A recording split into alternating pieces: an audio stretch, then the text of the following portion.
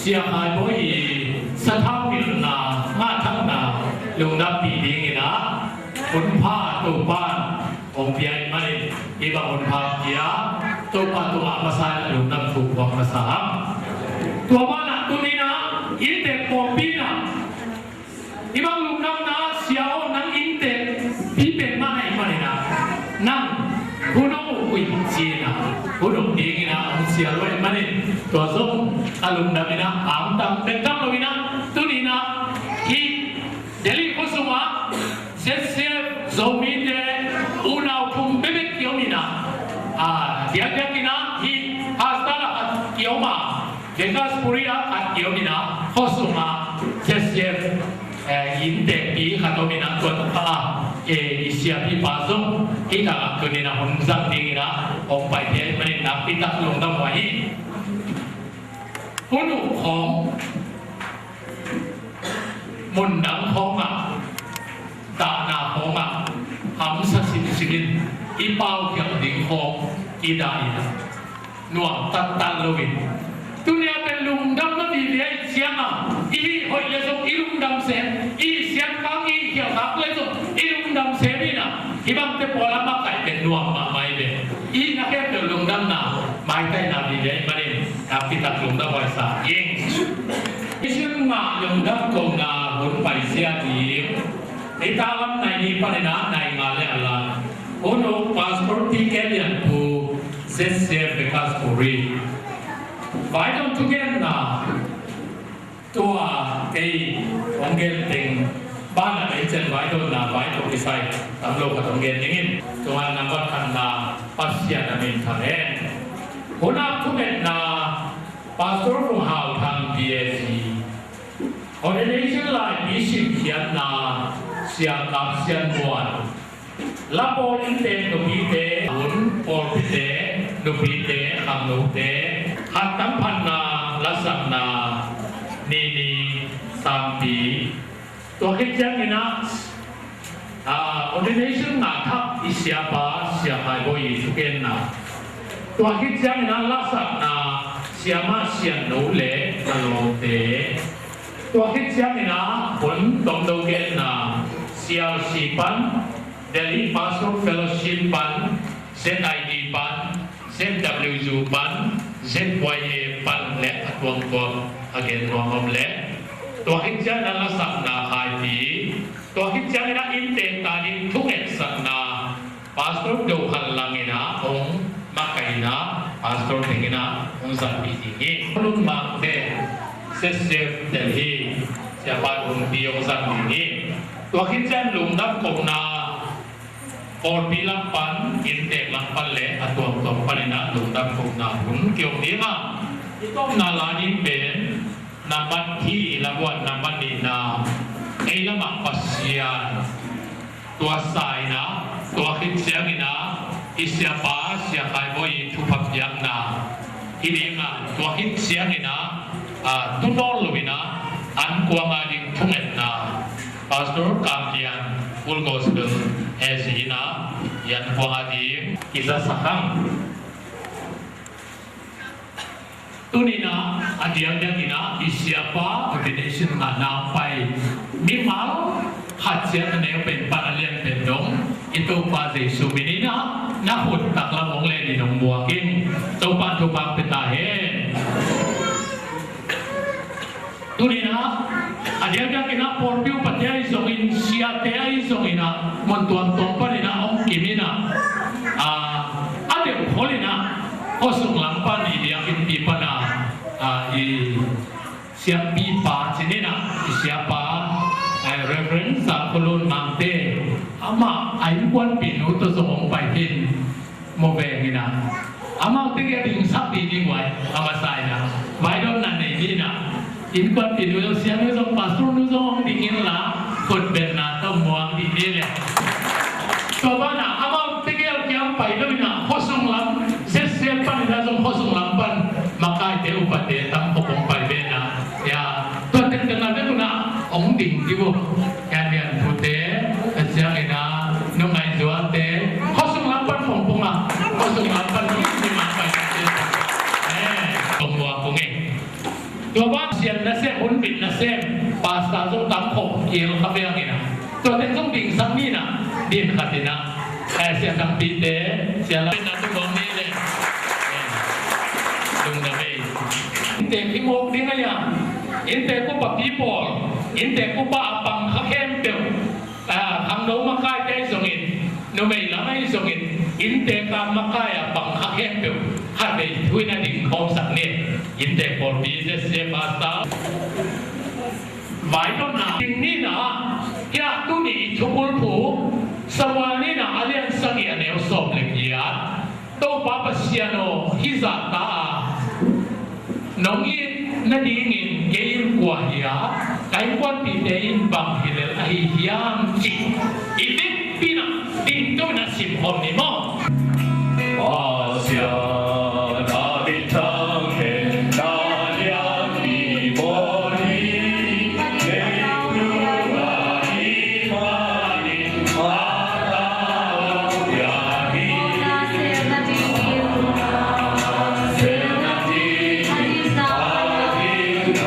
Bye.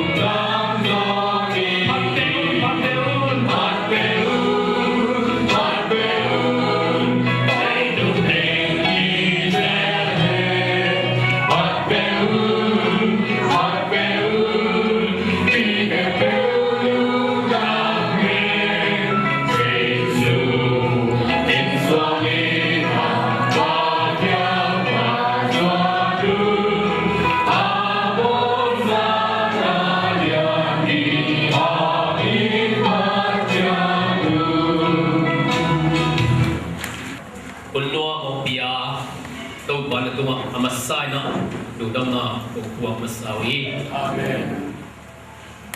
Ming lambang paninato ba kila melawin ingat sun kalau himaleo nang mendekati yang wikpen dong dia saka tunina tapa dong kadkai siakai boy na nang manang sit na akiparin tu chiang dong Tuhan dong biasa na te hangina lungdam na kovin Hilay ito mga dingin ang topa, kitab sampai penahi. Ordination,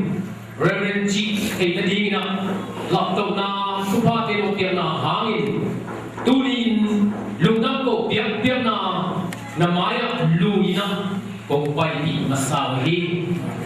Ihangin topa, namintan natin topa na pangin natin surkahin. Alam namin ang topa na main. Sa taong hir sa kinla, anong taong natin suma, minilabang pa na ordination at ibiyang mabangin ng labang paninzong daw ba, paninzong daw ba, tupong ngayon i programang pa'y lugdang ko, biyang na suma ang kihel, mimalkel, pegzong, amang tetupa piya inato pa, tuniyang kazap ni mo na kamarte zongin, nang mapat na lasak na tele, Lundam ko na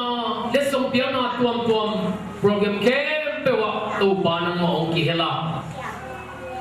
Nang main di lundam ko piya na te hangin ang painikem te tunga swata na takle nel swata nang malama kilam takna tama na te swat saktain lundamong hi program te ano kay sakay kapilo kanina sa natuam-tuam teze issue na kadalo hi nakasiyang tumikitwa pidi kasiyang tumakay din dayin apan lai top tungin no kitwa pidi ze issue minto nakusiyang tosung apina tukongen hi mano tuki pagsiano Ang tak zakay to kinaling ina siyang ina semina pasyan kya nga umapsa kayi siya kapito mailong nabi ito patupang niya sa tae. Para yung so ang niyang ina ordination lagi sipyan na siyang kaps buwanong nailing ina เสียม้วนอาสามินีคุณเป็นนาต้องหวังเอง lại vì sim hiện nay này thì ngờ đi ở mong lại tổ sim kia mà support đi ngộp đi nghe có cái chuyện này đến chuyện này hoặc đến cái việc nào hỏng một tổ chức cái năng kiện đi nghe Certificate of Ordination by Trinity Church. This is to certify that Pastor Do Kan Kai, being a member of the General Assembly of God, Hebrew 12:23, having proved his divine gift and calling to the ministry of the gospel of Christ, and having consecrated himself to set calling according to the word of God in fellowship with Trinity Church, has been regularly ordained on the 10th date of November 2013. With the counsel of the Trinity Church, by earnest prayer, invoke the divine presence with the blessing and power upon him, and hereby recognize his divine ordination to the ministry of the gospel, conferring upon him the right to preach the word, administrator, the ordinance of the church, perform the rite of marriage, bury the dead, and exercise all the other functions pertaining to the church ministry and then to the Christian ministry, in conformance with the laws and customs of the state or district which it occurs, so long as the fellowship with said Trinity Church, and while maintaining a godly life and a scripture standard of teaching. And then given this 10th date of November 2013 AD, and directed of the church planting and evangelism here, President signed. In a president sign mo hilayan hoya hina hi chu pen his certificate akipia pen ko ten pia hyang chi changina Trinity Church mo Trinity Paul Pite na hi apia hina apia ni pen November ni som ni tunila som na chung hina his certificate sunga bang teng hi theina kipia hyang chi changina pasiani phu sa Paul Pi ukwan tole pasian chungen theina pekcham loina missing we theina China nupa kiteng chekna le porbi sunga pasien kaya pu salim limna na telim lima hi chekna mo biak kon nei mangi sunga hi pen hi na khe pe pen ama ong nga state le hitale division level la hitale to akitua ka lo to hitale bhai lo to hitale akitua ka kamta na khem pe to akitua ka sekte na dekchama hi sekte un sung pen Trinity Church state of akisa un sung lim lima hi teng khem pe pen same te hi chi ordination ki biak na hi na lungdam pi ma hang lungdam ne ông xin hiệp sắc sia một tung á nakita lồng đami tu quan tu phạm tiền sạch tài cái sát hậu mình tu zeri ông bè làm zeri tu ni na itaka isiapa ai isiapa hoin dena izamba bangin Trinity Church Day imakai na to ya Mission India Family International Conference Nagpur Maharashtra Ordination of Ibanina. Amanga lungdam pinale pasien din panani ina ya inte porbi nupi dele kham no deina akizomina pasien din pana ne ni amau de kulbena to mo siani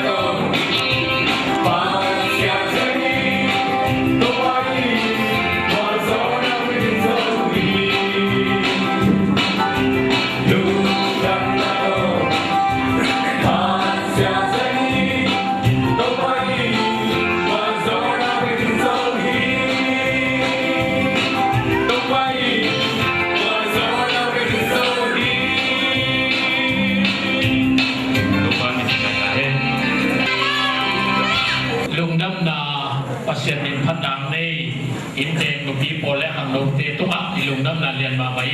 ตัวปานตัวปามเทียบสัตว์เองอิวนาบ้านไปตรงยังอินะตัวน่ะลุงน้ำปีนาเพียงนาหุนออปีเตไอสงินนุปีเตไอสงินะหังนุเตไอสงินะอามาทูอาบานบานินะอามาเตอสัมมิปานยังอินะคนเป็นนาโตหวังนี้ลุงดักมาลายบีเบียกแค่นาคันอินิงาอัศงาทูเตอุสิมาสดงออดิเนชันงาลุงดักปีนาโดคันคายบีเอชบีดีเอ็มดีเชสปาตาโซมีคริสเตียนเฟโลซีปัสยานินอิสราเอลมีเตคารันกัมโซนินอภัยไลตะกุนอากิลวักเกียเตวานตุงปนินmana kiatin adamota te lekiuna mun se nergam nangona sik tuya pul sak ma bangin ipol pi ki patunga ki pan tuni chiang ibiak pasianin isim zolo dingin za khobin thupa tampi ong pia in tu in nang idei mama ikisam mama ordination mission india khompi nagpur a ni somข้าสมเลขาขาดตัวนี้เลยสมขัดทุมซาได้ดีน้องละลายในมันนินอีบอลปีมีบุปินกะลุงดำนาวอิมจิบโซลวินลุงดำปีนาลายปีกงเปียวฮีอีเบียเต้าปาปเสียนินเลยตุงนันุงตากซุงอามากำเล่อามินามาดีงินทุบ้าตัมปีของบอลโซดีงินของเสียมลายแห้งอุปาสินคันเซียนเชเมนZomi Christian Fellowship Upa Zam Khando General Secretary Zomi Christian Fellowship Ivek Pina Paul Pibi Pupu Ai Tagina Ken Kongke Nga Kun Betla To Lukap Ki Sia Sia Ina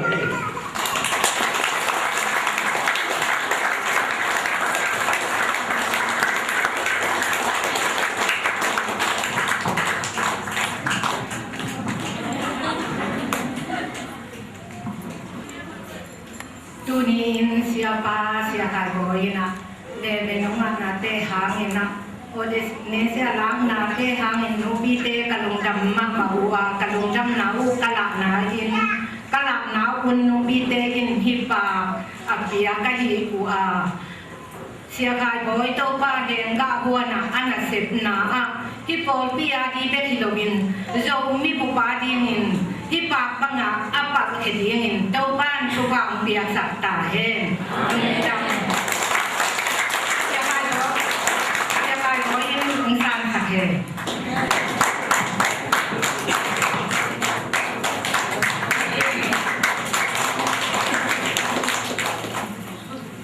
Kami ulang dia.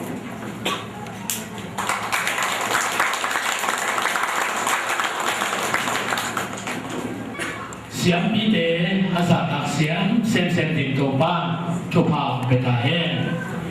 Ihun te lungan kong na te lesong piang na te aban barina sang tolai ni tuna lasak na to lungan pina pasien min pan na sading na ni sampi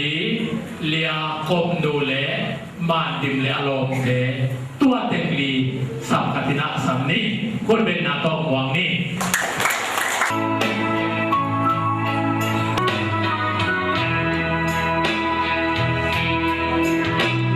Hãy subscribe cho kênh Ghiền Mì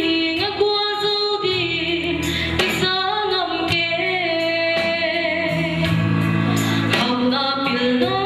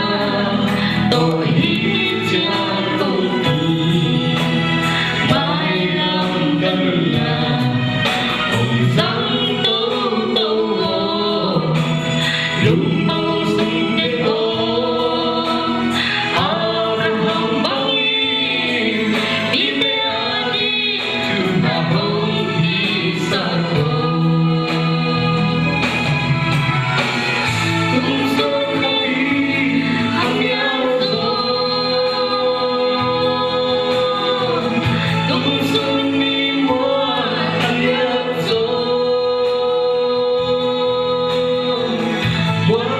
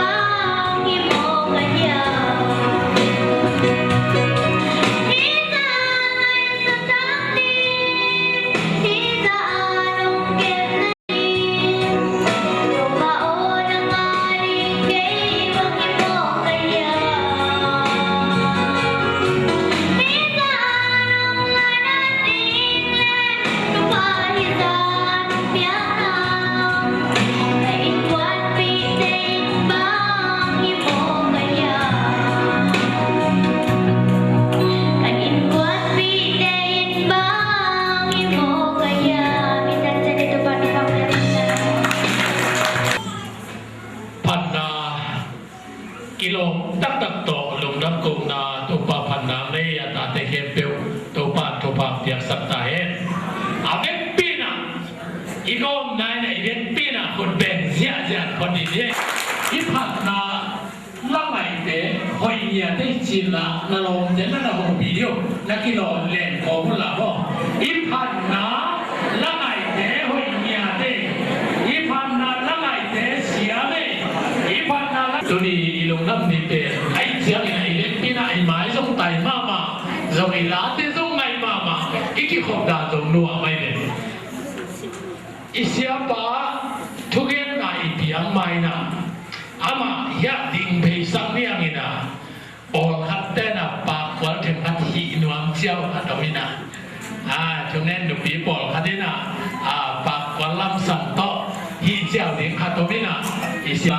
ปากวันเป็นยิงเตะกี่ยิงวันละตัวเต้นปากวันเบียร์ตัวกินเสียงนี่นะอีเสียกันนะทุกอย่างนะผมได้ดิ่งอีเสียกันโดยมาจากสันนี่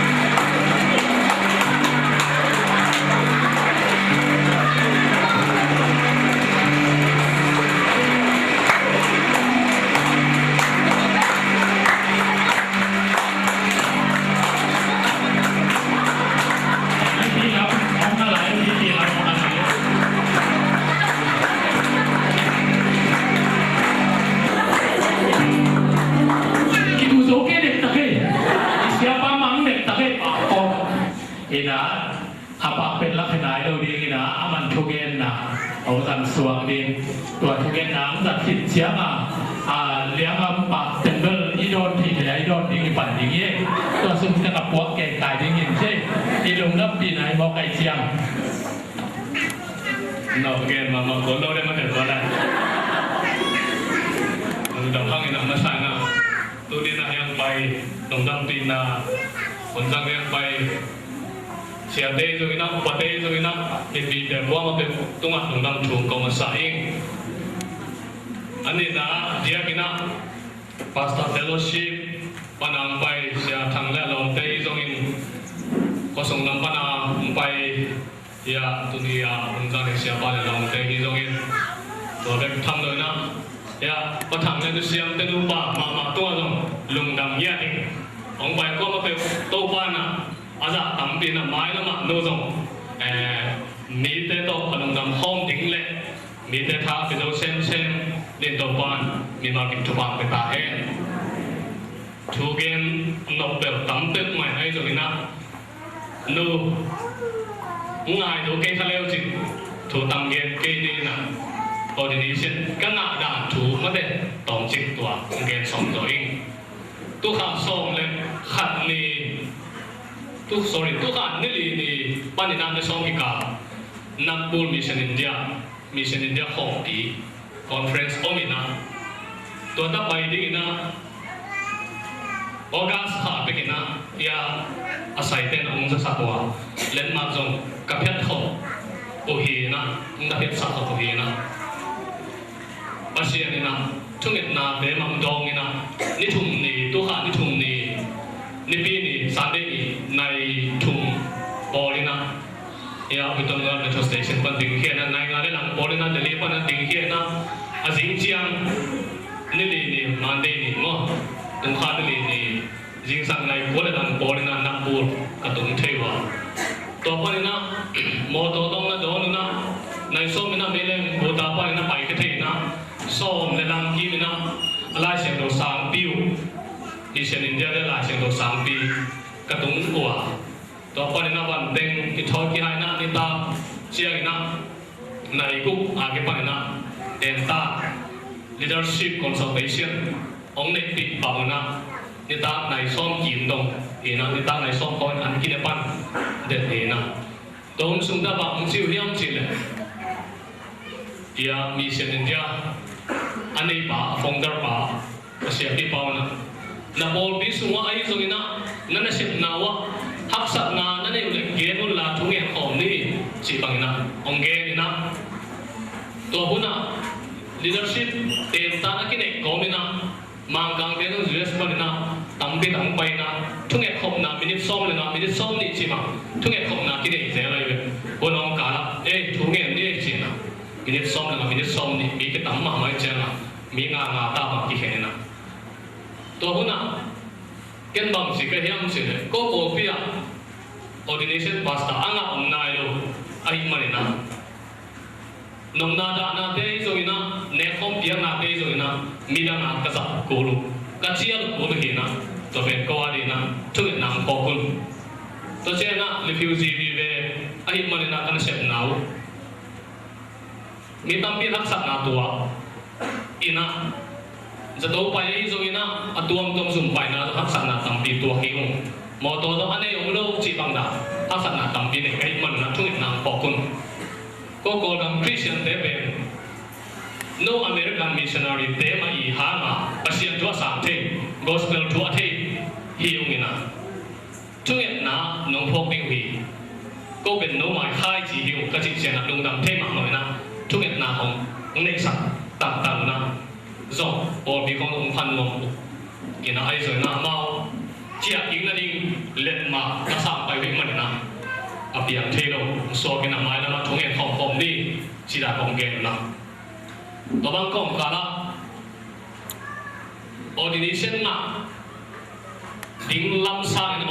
ordination ka nei ding ko ko bin ka nei diu ka nei bi zo na hi pa na ka pai pi ka la te ni i program yang lecin itu nga akun lam pada kia pa ina kapai pi ama so ordination na na lo we ben ya ka ba ben le ya tawan ne ya ko yu hi na ordination ba ke e le ya mission India to ki jong te na angam na lo bi te nam na da na te boy hoi the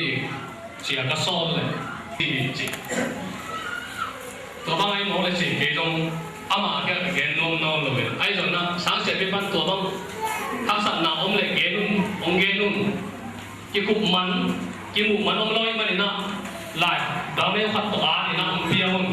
chi ma man gen se ni na to le ki dong chi na gs ba tu ma gen ni na gs ba na jing jan ki mu ni om chi na ai zo na om ki mu pi tuan lo na ani ta siang na ki dong bang bang le la ka ta ni se he ba tu ki pe le la ni ta ge na ordination pasta hat nong vai hom sak na ding la ge na ni ta ki ya to le si na sia pe ban gs ba ke na hi ba min ko interview din so len interview din pe tu ha ni som ni san de ni jing san nai ge le alang di hi na nai ge na na tun ko li hi ong si na to tak sia na aman zo ole si na kamin interview ding li sa ko ina ni pi ni jing sang nai ge te lang interview ding pen ni ku ni nai ni de lang ina ong hin so ki ko na ni ku ni nai ni de lai na interview mi som le ku ina ordination nga the na interview kanai wa dot na nam sa ki ong do wa in hilam pa lang ka pai su gen to ha mong ki ging het lo kai chiang a lai bu khap lai sia to pen ma hin ka puwa to le ni da nga tu ni da kwa Barack Obama in ta tu kali pe kasim lok so dai te meleng to sim ding a poki to bigel pe khi na kala puak pe long de ka do le ten doctrine khong ong dong theu chi wa tum tum ge ni na ten doctrine long ye long so te ma dai chiang a sia thang boy te long nu te chiang a pe sia thu lu ting kha kun chia vai khap mai ong kha ku to lo ki hin ding da no ki hei to lo me ai giờ na lại thì cũng đã đặc chia na các cái hiện tượng đông lộng do na hi bài the knowledge là không đông so kịp biểu đơn na nên là xin sát để không xua cái na question nàng là cả sai là nàng bị đi na nuông ta cái na thì thấy biểu đơn na tổ trong tổ bài chụp ba hàng là hiện rồi nàng là phi kịp chơi na à gì chơi mình đi này riêng sang này kia lẽ là cái việc cái phần na mi bi mà ya conference na atula sim mi hina tua ko som na gum la hi teng ma ki chiam na sai ong nei sa le na tua ki chiam na ma dang pe ina chunget sa na chu ha piang na ong nei ina to te certificate piang na do ki so ina to chi bang na ordination tu ni na anga the pasian tu lungdam chu ko hi hang chi na amasa na ong cha sa no mi ideng pasian ang beng ma hi ei pil na ei mai ha na iru ina pasian hang beng ma hi de ni na upate na Israel ni te Egypt kam pai na kana kam azot na legeu na muna tu ya hu sak pasian na lam na abol ma bagina ei bol bi sunga ei minam sunga pasian na lam na bola hi chi te pia tha hi man na ibia pasian min than na kita he ei mai pil na ei mai siam na to ha chiam ding le ha kalong te bang age na kum sai ma ama mi ten ke ning kum sai chiang na nga thei pan dik chi kila ina ama bang to le no ordination nga to ne khom khom pia le hiam bang chi le hiam to chi pele lu kong chi na hi ko bol bi bang le ben ordination nga lo khong ina an ne khom khom chi bang hi chiam pin na sem dik be ak chi ta ke la hi na ai lam dan tôi mà là abai đâu mà phải có xiêm thì anh ấy đâu ordination pastor anh ấy đâu cái sao bác sĩ này nè các cái sắp nào thế là không biết thì rồi nè cái chuyện cái biến chiang biết thì cái rồi nè bác sĩ này nè cái bộ cái cái tua thì sao thì là thì rồi thì là tôi này nè cũng chắc cái sắp lại chỉ ổn định tôi chia nó cả trung nghiệp là anh lại cả biết mà cả trung nghiệp là các bạn chỉ cái样chỉ pasian no hoi na sak le mate i ordination vai pe hoi na sak le ong se pi sak la hoi na sak ke le ong se pi sak ke china lai get lai kan tum bri bang ka ke ni na kha be get hoi sa ro ke ko get le hoi sa ro ke ki le a tum be na ka ke che na ka long te ma ka pa sim sak ta de ha sim sak le ama hoi ma me ti be le na ta che ka pi pa thi na ai giờ nó là những cái kiện thể khá người na lòng thế kiện đàn và người này cùng say chiang tiếng ngạc thể bằng kỹ tôi chỉ nói là bộ phim về nó cái dòng mission India để đó cùng khá rằng phải ai nói mà na ngạc khó cái như thế ông chịu vậy ai giờ bác sĩ này na ai đi thế ông yên mà na ông biết cái gì na tu ni na cái cái ngô hi thì ordination các ngạ mà đi đang chuyện tôi cũng muốn làm những trong bảng lại chuẩn cây âm chuyện vì cái là bà sản xuất cái xe community lắm mà dùng cái xe bác sĩ thì nào cái tung bảng để nào này đi hiểu bác sĩ nó thì bà ta xem xuống thì nào nóng đầy đấy ordination các ngạ năng làm bị ngon sạch tôi kia là máy cũng chơi nó community lắm xem chỉ đặt xem xuống lại cái gì ai giờ nào ordination các ngạ này cái community nào tôi cái sai nó sẽ biểu cái whole community có thể nào này cái này bằng những gì community đó thì bây giờ tôi ít thuộc học sinh nào bài hết lôi nào ai đi dùng bài hết lôi chẳng nào có thể nào phát triển cái này kia nào bộ biểu phát triển bộ phát triển dùng ordination thì bài học nó không đủ tự nhiên pastor fellowship cái sản chỉ mà tuồng ông nghe bị dễ luôn nào kiến bảo mình là bé con luôn chuyện phải đã sẵn nào rồi hôn đã sẵn chuyện ông vai ông tình chỉ về kế mày ngay suốt nào lên kế mày cái ngạc là bà khát ấy mà đi nào bác sĩ tôi chú nghe nào bác sĩ phải đã sẵn nào rồi hôn đã sẵn chuyện nào ông vai ông tình chỉ là chú các cái nào đi rồi thì nào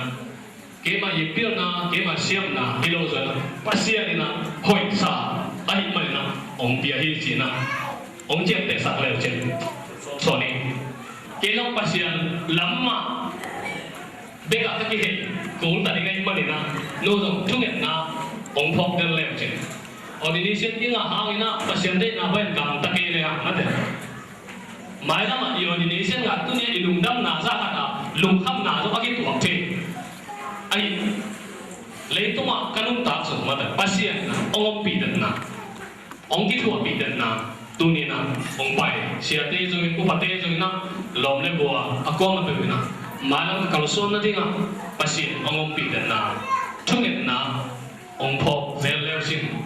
chỉ tu ni na lungguling vai hấp sát tầm pi lệ năm ăn lục quảng cáo nó thì chỉ bằng na nóng bay lùng đầm mà mày bên làm cái yết tắc chia na alom ba na khát na alam tắc chia na alom đắng tên lùng đầm khôn lôi mãi cũng kể cái gì nó na alung đầm đến tụi lùng đầm học tiếng biển bay hết lôi mà ai rồi nó nóng bay tấn tấn biển nó cái bôi xịt bị cái cái nóng mãi tay khôn lôiเลยorganization cái nào khát quá tao còn nó không biết là mấy lên tung mà tắm cái hồng lục chi ra này ai rồi nó nung như vậy nó lùng đầm bị về áng tăng mà mày mai là batong ibiyak pa siya nina ano deto mo khom ada khom mi tha pe siya ton tu nito ba mi mal ki to ba pe ta he na de pi ton mu dam ma hing ta he ta bang chiding chai ta apa salte ahu di apan pi di sia sia nong pai hen la siapa amonga te hong pan pi le moคนเป็นนักตัวนี้yang pada siapa melakukan umpan video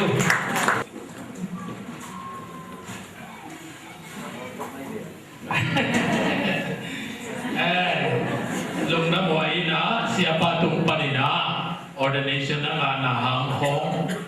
ke pil na hang ke siam na hang ke por pite i ta put pasian ina por pite pia ki china anga sia te kicing takina lung dam kong na gen manina na pita lung dami tunina abana ihun pai leo niang ina siapa lung dam pina lasang na siama sian no le alom te le nu sing de nang kia pe mo alom te dia mama ke dia te khangina to te kun ben na to wa kini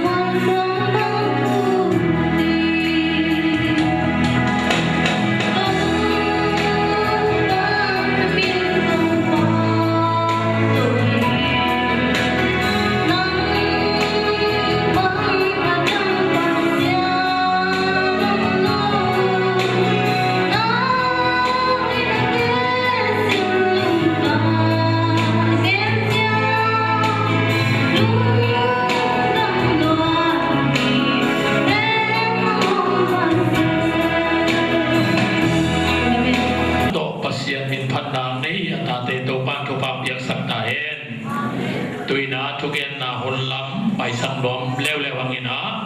short speech thu tom no ken na lungdam pi na Trong thiền gặp phòng đun làm được kìa đi suốt cả trong phòng đêm lúc ấy mà ngay xin Reverend Khai Boy donation service lúc ấy thu xếp nạp phòng thay đi nghĩ là mình phải tu bát thiền sĩ lấy đàn đến ông đến hiện ra tu ngay rồi hi rong bol na ka Pathianin naman daw din kandu sakit. Pathian man mi si itu pi ke ordination he itu pi rualin chumi nak itu pi daw tu pathianin man mi kha tu pi daw se. Surang pathianin mangsin sin ram sela rong bol na ka hidil hi kanum songlong silawin ram dang ram thason kan khen thai khan le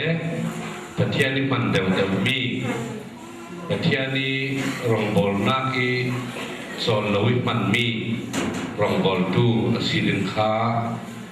ani deliverance pastor fellowship minin tu sakna kan thani ranga thakan sam saksi pathiani thloso pe vivo ramse lumoye ana tang ta hen izong lungdam ma mai Gana siya khai boy na Odin nga na Ungni takse na Nunglam pi mama na Tuni zong pai bai no minapina Tentan ka na hangin na Ung pai bai chelo na Den mama nunglan na Kisung siya in Kasi na siya khai boy Tentan ka wana wong keli na Ma tuni amen ta di rin siya nga Ma Ung siya poli na Kaya pen aman ngap ka hihi Kasi din ang gen pen Dillo tam da ding in goma pasta banggen leitung ayum lai takina reverend chizong pima ma himanina reverend anga ma baina pasian mizat hi ding de sang ma maing pasianina adat ding chupi ka saben hi malam azong pasien ang uza sak sem sem ta en jina thugang sakhi jina atomin tua ding mai onggen sa gen hi tunina cái bên sẽ hai bối to xem phong zoom in quân để lia xem phong zoom in quân ở đây na lại cái bí ba secretary hình à rồi đây na nung kumban cái bạn cái sếp bia mình na tu na pasien ở đây cái bia na ombang ina pasien in zoom mà bạn thế một số bị tàu dễ na tôi na yang na lama abun atam zo za som ta mena ke to zong sort ki thua no lo mai thei ta kai men na lung leng kholing ko chai na zo mi de sunga reben nga akibela ahi banina zo mi de aring zon ham phat goi ka sama ma hi ko chai na de na se bagen ma bana Pasian ni misat ahi ding ma de sang masain sia kita mina pasian ni ong za ding pen chupi pen ma in gangai suna ezong didang chena makai bibe ding hiya in sunga itale pol bi sunga itale igam le le ding itale makai ding bibe mena pasian misat pasian to kizom de hi di ma chupi ka sapen hi lungdam na zomin ko na ina do tingken hing Nina iso biswa tupa pasari tupa ngena siapa siapa goina ordination na thechi ka jabu changin ko the w ko na lam pale zo mi du gai hen goina lungdam bi mama hingum tunin the w lam pa ka bek bi wona ang pai no mi ba ta dong vai tom tom ha na kong kim thei ke wa kong kim thei lo ki ma pa se lo ka bek pi ta ngun siapa lungdam pi le ang tang bi mama pasiani na Imina madi ngai zongin polpi adi ngai zong le thu mi mal ki madi ngin chiram na khan saw na le taksa phung pi le khala ma ong lo ching sa te lang sa sak sak sem sem hen chi ka thu gen naw le ka lung gul naw hi ka lung dam pi naw chi tak ta ke le lai bu no ka sia pa mun san sak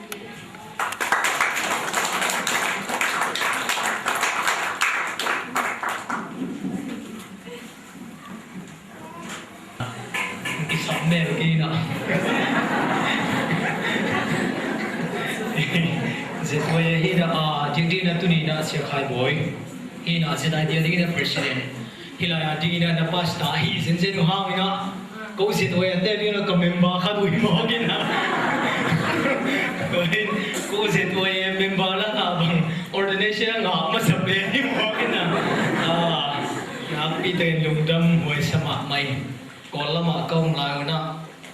upa tang va khari na upa mai na ordination kun me lama tang va li non ke na lu dam pi ma mau ding je ina ibang ina ina sem ko pi te ina ama bang ge ya ama certificate sunga ma bang ina pasian ina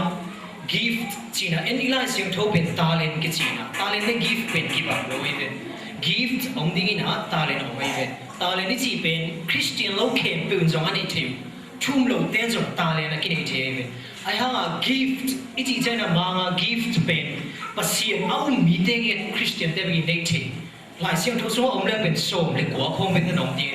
gift pen to na ka chum mi khat na hi na ma le na nei jing khat om to pen dunia ama nei pen ya ministry line hi na Pitrina to be ma mai hi Christian nun ta na gift amana lakhe thi so ama pen pasta lai ang lo hi mo hin ko bang tugum zo min ko na ding ki tele zo mi a ding ina pang khong ke yung ina mai kum jang me sia dong ya secretary sedang secretary pa ke na ma boina ki pang khong chain no ting to ki pang ina ko zong pe la thung in nang na phok le ot ma ma om ko zong mai la ma ya zomi adi ki pe sam zong thunga thi na pasien lama ka ki pe nga mu mo na bi de na thu bi sai na de de na tu na se to ye to gel na na nei khol sai ke na sorry ma se te lu te thu bi sai mai lama hiam mo ko zong na ki kum ki nung la piak ding nei het ke piak ding nei het ke na se to ye tang ina lungdam ko na chi na khut le mai ning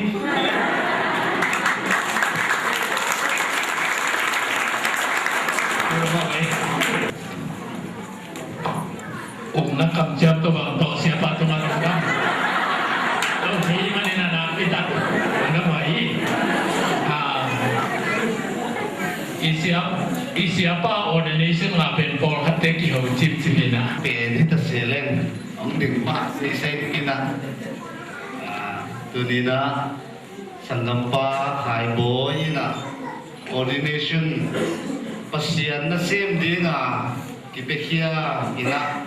Pasien thau nil na anga na tunga na pi takina lungdam pi ji onggen no ma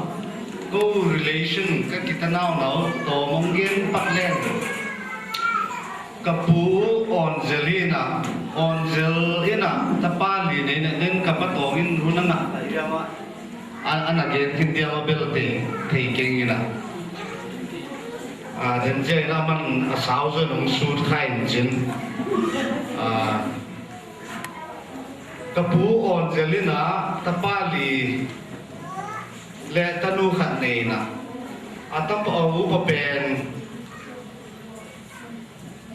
thang khan nang hi na thang khan nang ta te la ka ke pu pen jel zakin au pa pe ni na to chayaก็ตรงเป่าตรงไทยบ่อยป้าอีป้าเปลี่ยนอันนี้นะฮีนะก็จะต้องมีลงเย็นนี่นะตัวพวกนี้นะพวกอินกวนสุมาปัสยานนั่นเสียมดีนะอันนั้นเป็นเพียงแค่หน่วยเดียวนะกษัตริย์ป้าก็ส่วนเราเนี่ยนะบีสมควรจะสักกี่กุมินะนั่นโจวินะ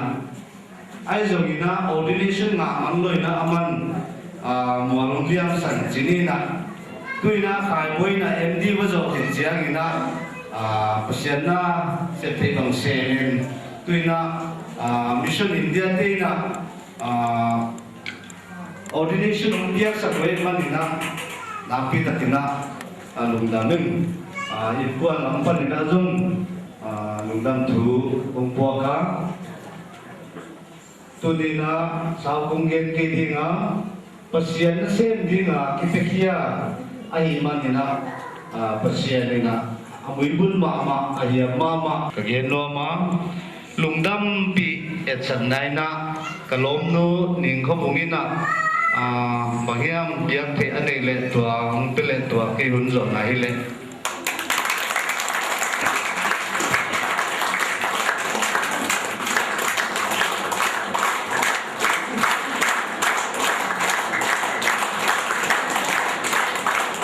tu lèo lèo nia nghe na pan na la sang na to lùng nam cùng na pa toy na hun la lèo lèo ni na khai pi in ong sakit siang nghe na man dim le alom te tua ni asam hop asam kopi niคนเป็นอัตมวงนี่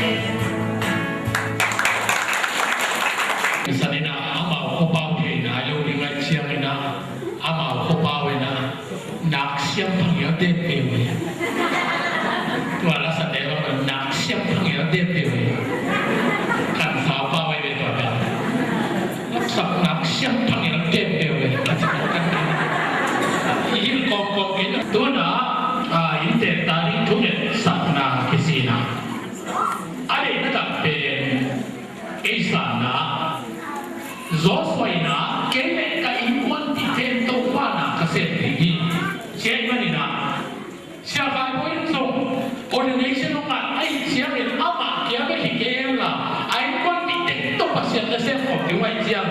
si yu hi nge ring in omi na ke da ka program ko te na a ordination certificate pe to be mai to sama a to be zo ai pe pasiani sathau na hi chi pasiani zatna pasian zat mi ni hasiam to be zat pa hasiam to be zat mi ai dien chena thai pia ni lo nam pia to din a de san na to thung ne san na ong ba kai ding ina siam pi nam se ding ina reverend do khan lang ama asabini aman ma pi ni Hallelujah! Hallelujah! Tôi nàyเป็นlấy tungไปที่ลอยนะวางตุ้งอาเดียที่ปล่อยดวงนี้ไปมันนะที่ตาอินเตอร์ดีนะทุกวันที่เที่ยงกิโลพาสต้าติงเดียมาyaที่ตุ้งอันดิ่งกันที่นะ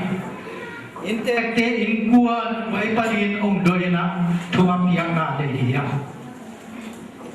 โดยมันอินมาใส่นะya pasta ting ya tung pagla no happy na ya ding gai padol la sia ting kai thu mang phot padol la ya chiang ina ya siapa teng pengen pe champia ga sayang siang hai ba noi kai se de mai kuan ni mo ai chiang na papa te ai kuan ne mai de na siapa na zo so in again baga kele ken kuan in to pa na ka sem di chi hin te chi mo kina in kuan ki binung pai he me mun la sia te khe tu tong to ne na to pa kamal to thupa pia na de sak na pung in zain tanu tapa tampi ne ya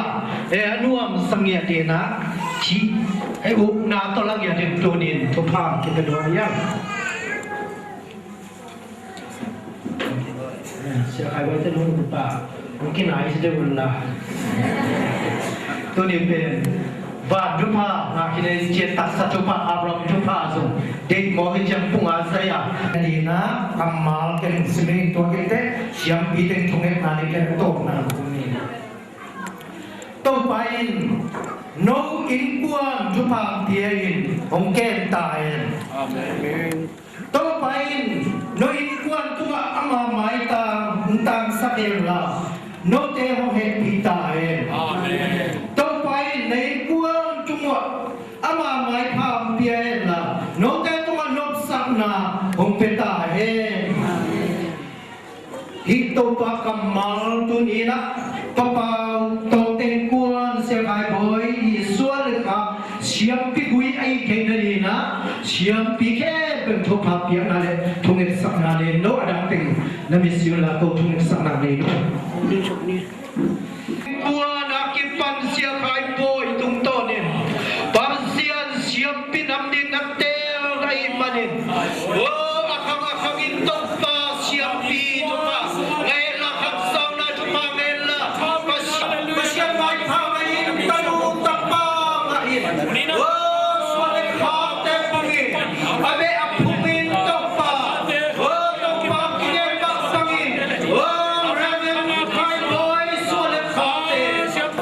parsian to pa kye kye pai ban to ta pai sambian parsian to pa ade apungin dia ki pani siapin pa pinante swale o leitung pilna le to pa nang ma thu te o na sin saka tua be dilom to pa gamle namle minapanin na na sem saka o mo si mangin minam azo te ka pengya tua dai tu ite ka ke saknya tu haleluya pamsia ka pa kina tu ni na sathau ni na ka o hi sakit to pa song nai pai go to pa sian tu ni asuap sem di yong te siam pi to pa mosin aron te piang na sak thau ni sakin tu ni na sia kai boy tu ma athakin to pa no pa kin to pa na ta pa hi ran kai boy tu ma dok tha thu tha ma anga in tu ni na Yesus to setau ni na o kala sak ni tu hi ni khat na ni na Reverend Dr. Kitri ai man ku na to kala ni tu hi pasien zo mi te to pa thang pia be saunin kamakai pitang no sia thangin to pa alun thuakin to pa na tampa zong tunin o setau ni na ni sang nei na lun jam ko tu hi tu ni to pa setau ni na kha setau hin o mi o do tha thu tha ma ni be tham lun to pa sia pi wi tak tak tin to pa mo sila aron te kuan setau ani to pa tunin setau akin ai ma bangin pa sia tu le ton tunin na tapate kuan sunga o ham ki kui zamin o dokta thu pa sia pi thu pa o lam sang na thu pa ni kan ite lei tu mup zo mi te makai dong in nak to pa sia chang nil sang in la guan zo na piak sak ta in pa sia et sak na hi ma bangin tunin amu he pe le an sak he pe wadin ni khat ni chiang o je sia pastor na o reverend o lo kain khai tu ma akia thu pa kha thu pa tak sa thu pa te ni khat ni chiang nam muria o pa sia guan zo na ki muri ai man to pa na tu ma lung dam ko ko hi pa sia aron te kuan tu ma kia mo si thu pa pia na tu ni o na ta te bang kwen ngai la en kuanun to pa din zo swak so ke ma pangin en kuan pa sia na se min minam na se min hamang tham tampi manin to pa me za ka swadinin lung sim ki tua ken o siam pi khe pewin thu pa pia na kip sakin jisu to na kut kwa mon sunga ponga pi to pa sia no amen yang nok se pio to pa tu phang pia hen to pa tu phang pia hen tu ni na to pa na dok tha thu pha zong pia na million tu pha zong pia hi nen kwa to pa tu phang pia hen lung da mai le sia teng ta tu na van tu la kita hen haleluya haleluya pakap go zakap halam akisi hatomena ama ben EBCA executive secretary hina ama namin ten bang si yam si le zi halam si ai chianga khone upana mi khat pa pai palang aba si le hilo pakapong si le si hilo zi halam hilo mo namin palang la si na palang sia baki samdani to kin tunina ite hanong bagi siapa zo toran khan ba pia ni namin pen zang kholun reverend zang kholun mangte hina mangte pen mangkam te china hiloina abe menuye mangte be sinom na hina elam ten zang kholowi chiang atwang gen nom lo zo ingina ite ding ama abe kisang kop thena pastor mangte isile dom kinga amangte azo ki samte hina ama pen khosuma ibiakin pia pasta sem hina turaten khosuma ibiakin pia tu sing pasta semi hina tuni ama kyang panina han suana on penwak ta angina ama le azam ning khasyam tho khon ben na to wani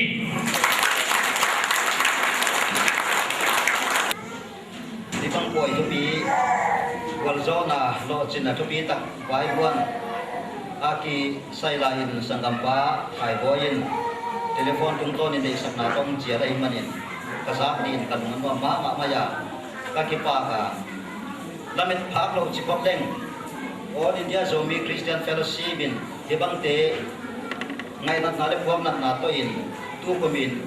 ordination committee bangla yam kiter kia in hebang na se ping bai ki hom lai tua kanung sima aung masa pe na ile Zomi Christian Fellowship has the ordination dei na lo chi ben priority kanung sima kan kia kia pe to ni lamet phak lo pi hebanga di sangampa kai boyin ken kai boy kan na thei da na tang ba la na thei thei de no na thei thei kai boy pen na fel ma zo yingin achi na lam a hi na lam na daw pa in na fel ma in asinay dam na mon ken na ti man do inga ordination lak ding lo ding man na ti man do nga alaki jia na ti paninga filma ma injin dera ma pa ki teng bang na ama ma mo ko chi mai nga ka lung sima chi le palianin apan pi dia na ku kat na mu sa di de tuang pel ke jiangin asam na di zo om nam lo kol mai the man ni ken kana ngai su da na zo mo ko jiang a di a hoi de hin di ka chi le ama pen pa ana hi hin lai ana hin kian ke bang nunga ki deng lung siat na lian ki ne na thon ana hi kit di dan kai ana en bang ki deng khai boy bang ana en bang ki deng so na en sim pet ma hi nunga ki deng pen tu ni ka cho kha pet ma ni di kai de ai na tak thei chian ta ka hi mani tang ba la na thei te nga tang ba khai boy chi so mi nga tua pa khai boy chi ding pa khai boy sia khai boy sia pa khai boy pa so khai boy hi ta ni lung dang boy ma ma yin tu ni la chen dong ham phat na i ngai tan pe to pa tu pa hi ka chi a to le he banga hun sang ding in han so na thu ai ke de hun pi thu pi a ching taka again ding in kisin sa kai ta leng jong to ni tua bang kisin sa lo kai a han thon na tom khat chini gen experience kum som le pastoral ministry akum som le kum thum pasian hu na to thu chang dan kong kal suan na ha neu hat experience sharing nei ding in kong ki sa ko te panin hi ama in zo ki han so the na akala suan the na mai dam muna di salam kalama ana se na da pai na ding hi le chi lung sin mai su na to ke jong to ni ong kal suan ka hi a hampa ka kisa mi hi chi za tu gen siam mi hi chi za tam pi te la ke mai he bang hun man pen a chu pi pen nga tang sak a hi man hi to ma dei sak nga tang sak ka bia ka pa pasian le to ni in he bang ham phat na nga sangam pa pastor reverend khai boy le ai sum mi te sat tuang pol ti mi te teng ting tunga kalung dam na ka ki pa na chu bong ma sa hi lai sian tho hi kamal pen tu ni Ethiopia kamal pen ai le David kamal pan ahia David thu ahia David kamal hin tunin pastor ordination an la kia sangapa pastor i khai boy hin ko loi amau loi under 5 chi loi pen mo dina sia pa gen ma ba hi sia pa loi pen apung piu hai loi chianga hi vai te la bang kal suan le khoi ma mai ve vai ten sa ngo ko hi bio ko loi pen mo vai ten za tham sa het loi ve ai hang apol tak ding chen pal yen loi sa ki ha cho mai the le in chen pal yen loi jong ngok sim mo mai the ye ve chỉ cho bảy biam đó đi man họ sụp được cố lối David chỉ lối David chỉ lối băng cố lối te băng biển mò bảy biam dia thì mấy man họ sụp chiều mấy tìm dùng man họ sụp lên mol tan là đi man họ sụp lên te cái hua to man David in cái qua hi nga cái quan te dùng qua hi hi chiang tan tan ong tut nei a chi che to nin khai ko hi tu pi pen la ala ka chi ka ngai sun che ngin zan tu bang kana ngai sun che ngin khai boy pen hi bang ham phat na anga tam ding a zo kisin sa kon lo hi ka ding hi de ka chi a pastor na se pen mo pastoral ministry chi pen mo anwam het lo ye lom de tel ding chi ding pen ken jong tel lo ding kai de mai ai hangin bang hang atwa thanwam taka dungdu taka alo thedwa pastor na kise ichi jeng it's a calling not a chosen de tem na hiloi be kaneu la in lom de to ki mol zel ma ke pen bang mi dang mu ai dia ma ki mol che ka pastor ni ang na NE ge mo pastor ni sak ge pastor ni sak le ke top chat muak tai ki zel cái cóเป็น engineer officer ai cái là doctor scientist chi bang rồi dia aku tak penai de Jesu bus driver chi bang ko ai cái ai de bang ya tua la ya ki thang te hi u di u do min chin cáiเป็น pastor dia na ko kha je lu chin pastor chi na ko cái ato bi mai pai ben be ken nung de non lo in la nung lam no en non lo ai na pastor hi non lo ding scientist ke doctor yang bang ka di ding na hi chi cha ba zao je tua dan hin u thua tiền ding hi de pastor pen ana tiền lo ka mai thei ding hi ai hangin lai siang thoi mu bangin nu gil sung bana tiền hi ta sap hi ta tua thu pen tu din sangam ba kai boy nana nga ai manin ilung dam pia ikipa pia ut maniam thalok maniam den mana akiten hi kon lo ai manin ai sap ai manin alo the do koma na hi manin hi pen pasien thu pia ka hi manin se kol sa ai manin lung lo taka kipa thanom taka na ki sem ka je hi lai siam tho pe ni kamal chronicle khatna first chronicle bung som ni le bung kwa tang som ma padin ung sim kheli gin tua thu ben David kamal ma hi tua i tang thu bi pen Samuel padin hi i David kamal ma hi tua thu khat be sao sim kwam tang sim ding tua zo che gin i banga ki han so the na ong the sun dong khat un tom sao lo la leng de bai ka sa a ho chi in David bi pi teng ma to pa ke ma ki pa thu age na o to pa ka pu Israel pasian khan to na padin om hen o to pa thu pi na te thili thei na te pa to ina te zo na te lal na te na nga hi a le ba na om teng la na nga hi nga la o to pa gam na nga hi a mi teng atung nung pen mi teng la atung nung pen na hi hausak na le pa toy na te na kia nga ki pan a hi bang kim tunga thu na ne ya huan thili thei na nang ma kuda oma na kuda mi teng hi thu pi na le ha na pia thei na om hi Hujin kapasian mu ki pa thu ka hon hi wa namin thu pi ka pa du hi himale kwa ahiya kami te le kwa ahi wa he chibang te ki pa taka ka hon na thei mau thil teng na kia nga ki pa na po da hi wa nanga ka hon penon le lu ahi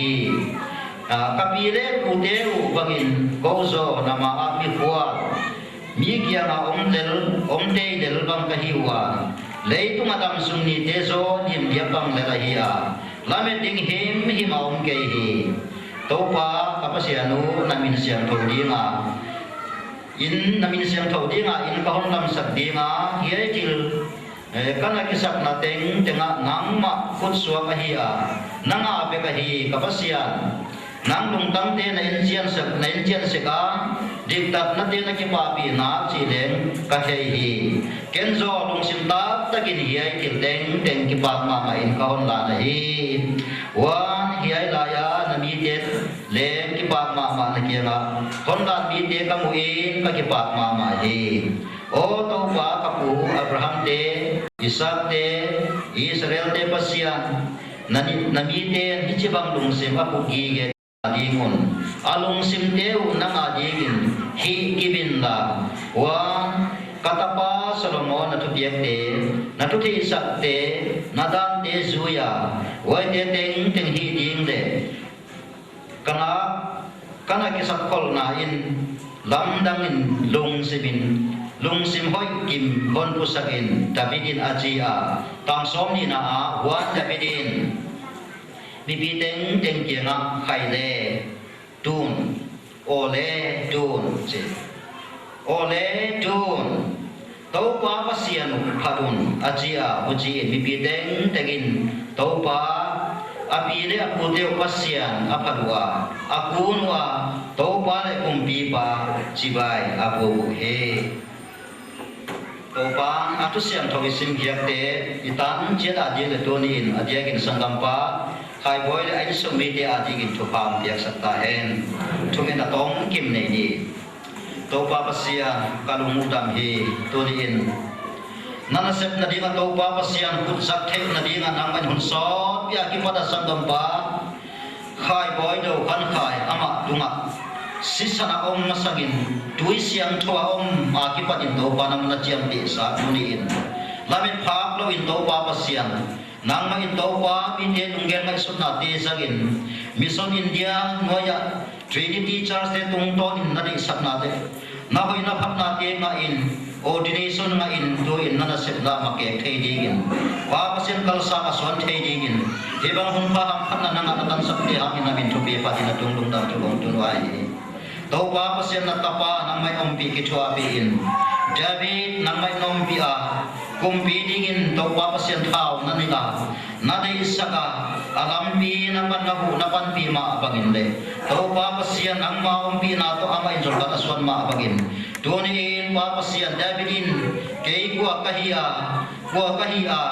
kain kwan pi te jong kwa hiya in hebang lamet na te alamet no lain naman lamet na thak to naman om pi manilung na na ke pa chu kong tunu ai to pa pasien ka si kanam suwa digin gen thei ta ka chimo te digin nang ma mi te a digin hu tu pan pi tu kem tu na thu kam ma ki sin kya te om pi ki tu a pi a in kwan ki malung ki to ka kal ki ke ma de na ki banga to pa pasien na sep na a ke ma la kain kwan pi ten chi a so so ne gen ma banga mo te in zong to pa pasien ka chi kanam suwa na ta te na ka na na se ma siam pi na kui tung ta sem so digin nang mai thak thak ko na om pi ding de na in tu ni in kaun ka bai te teng te nang man nang ka pi ma bagin ma ban om la te teng te jong nang ma ka om pi na to ngat pi a ka hun teu a to ta nang man din pi ding de na ama te praise me kong chu wa e amen tu ni in hau dim ding a ka ding pen he han thon ding a neo ka ding pen a hi khat na David ai David to Timothy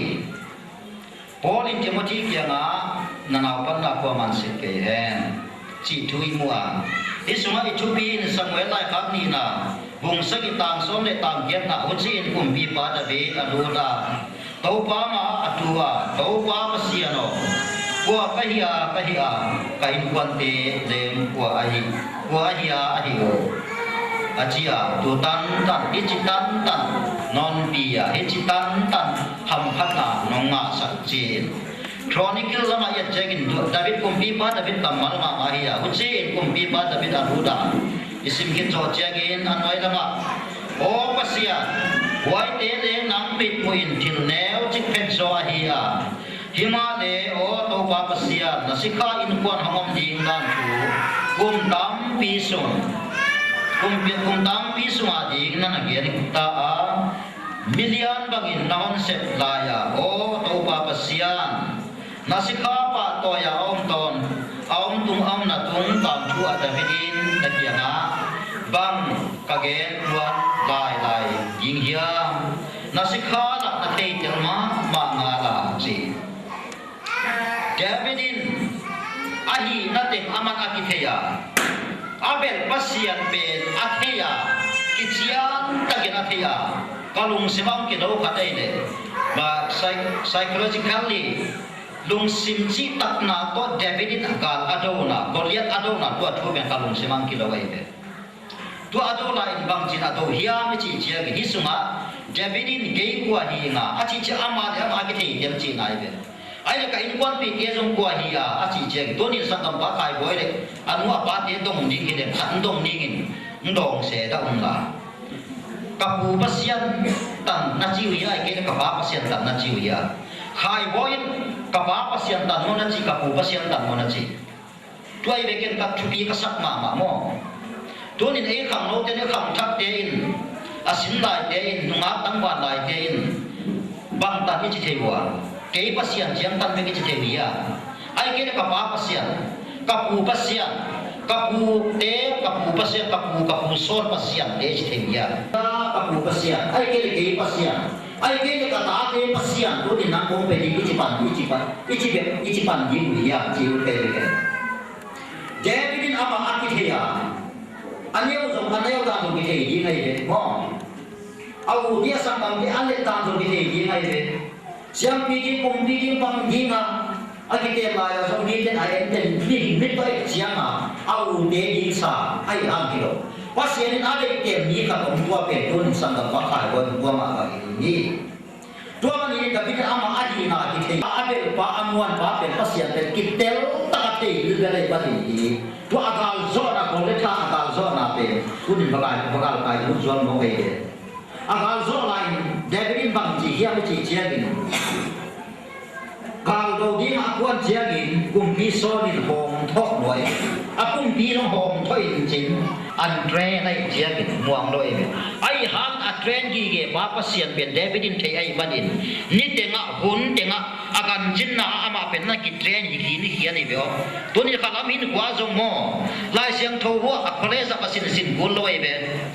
Pasian ni dei teng train na pen in sunga, dai den ku ka an huan na oi teng koi teng mak na. Train ke nei ama de ki piak pe ole David a train bangai kan jin namuna train in how to fight and how to protect and how to protect the people, how to protect the asim teng akep teng bang jikep di bang ji hu ding ji pe nan la train ki ni to te tung to ni Goliath mong bala hi yo mo le sorry nang jing lo na hi nang train lo na hi ama pe well train well akit mama dia hi ko ma nang pe bai te lo ding na hi even on pode among the apia chiang na na song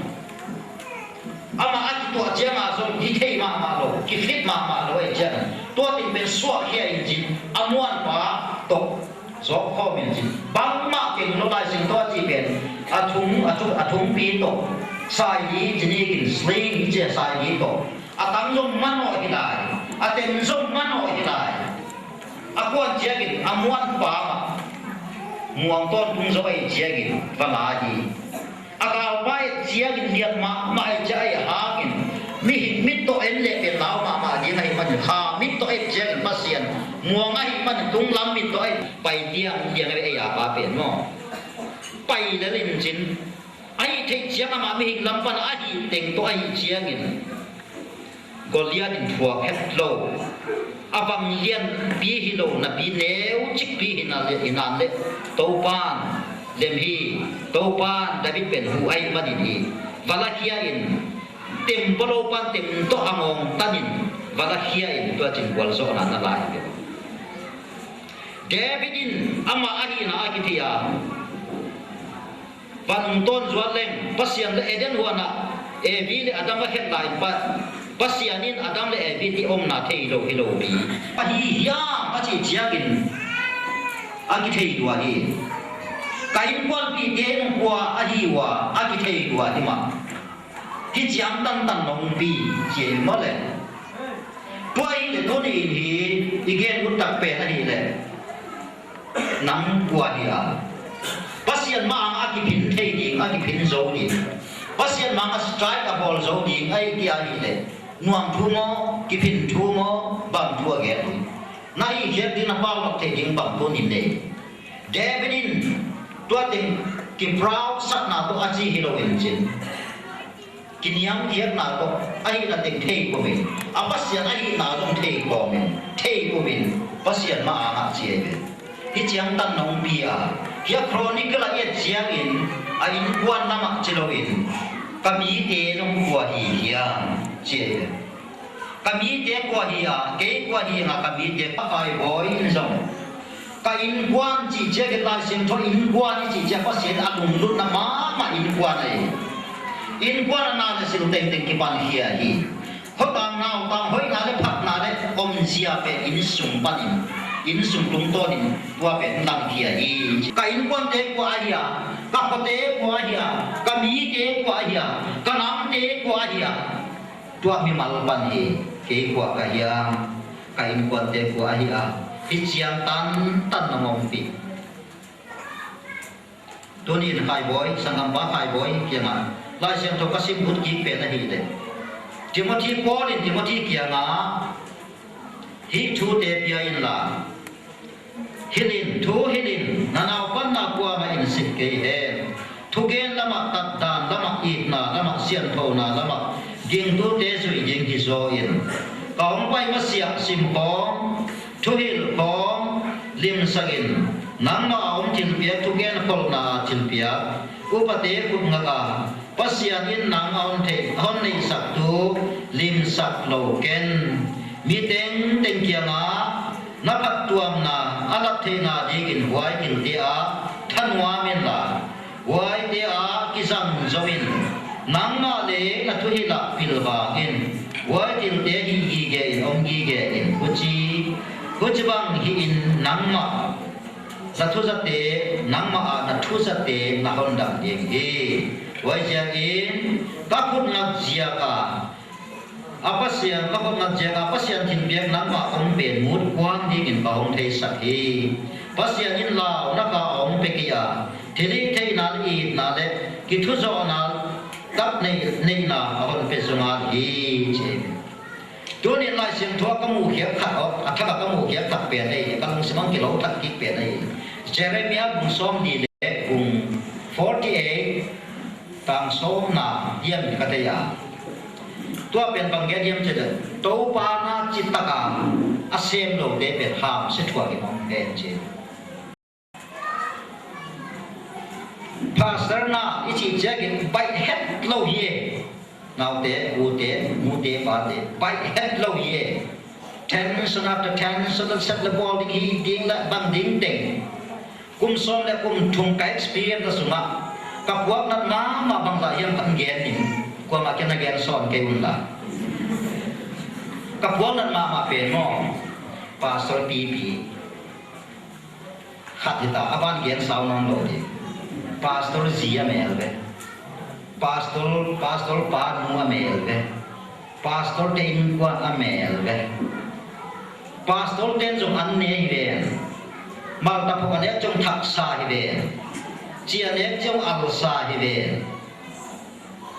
tua kha ni na kum som ne kum chung bong experience na khat ni na bagya me chi le imo na pen ngay đam nghe tiếng về mà xa nó ta ba mấy đề cái gì đó anh đi tiếng mò na khen nãy này chỉ biết cái ngay đam như vậy như vậy phun về thôi gì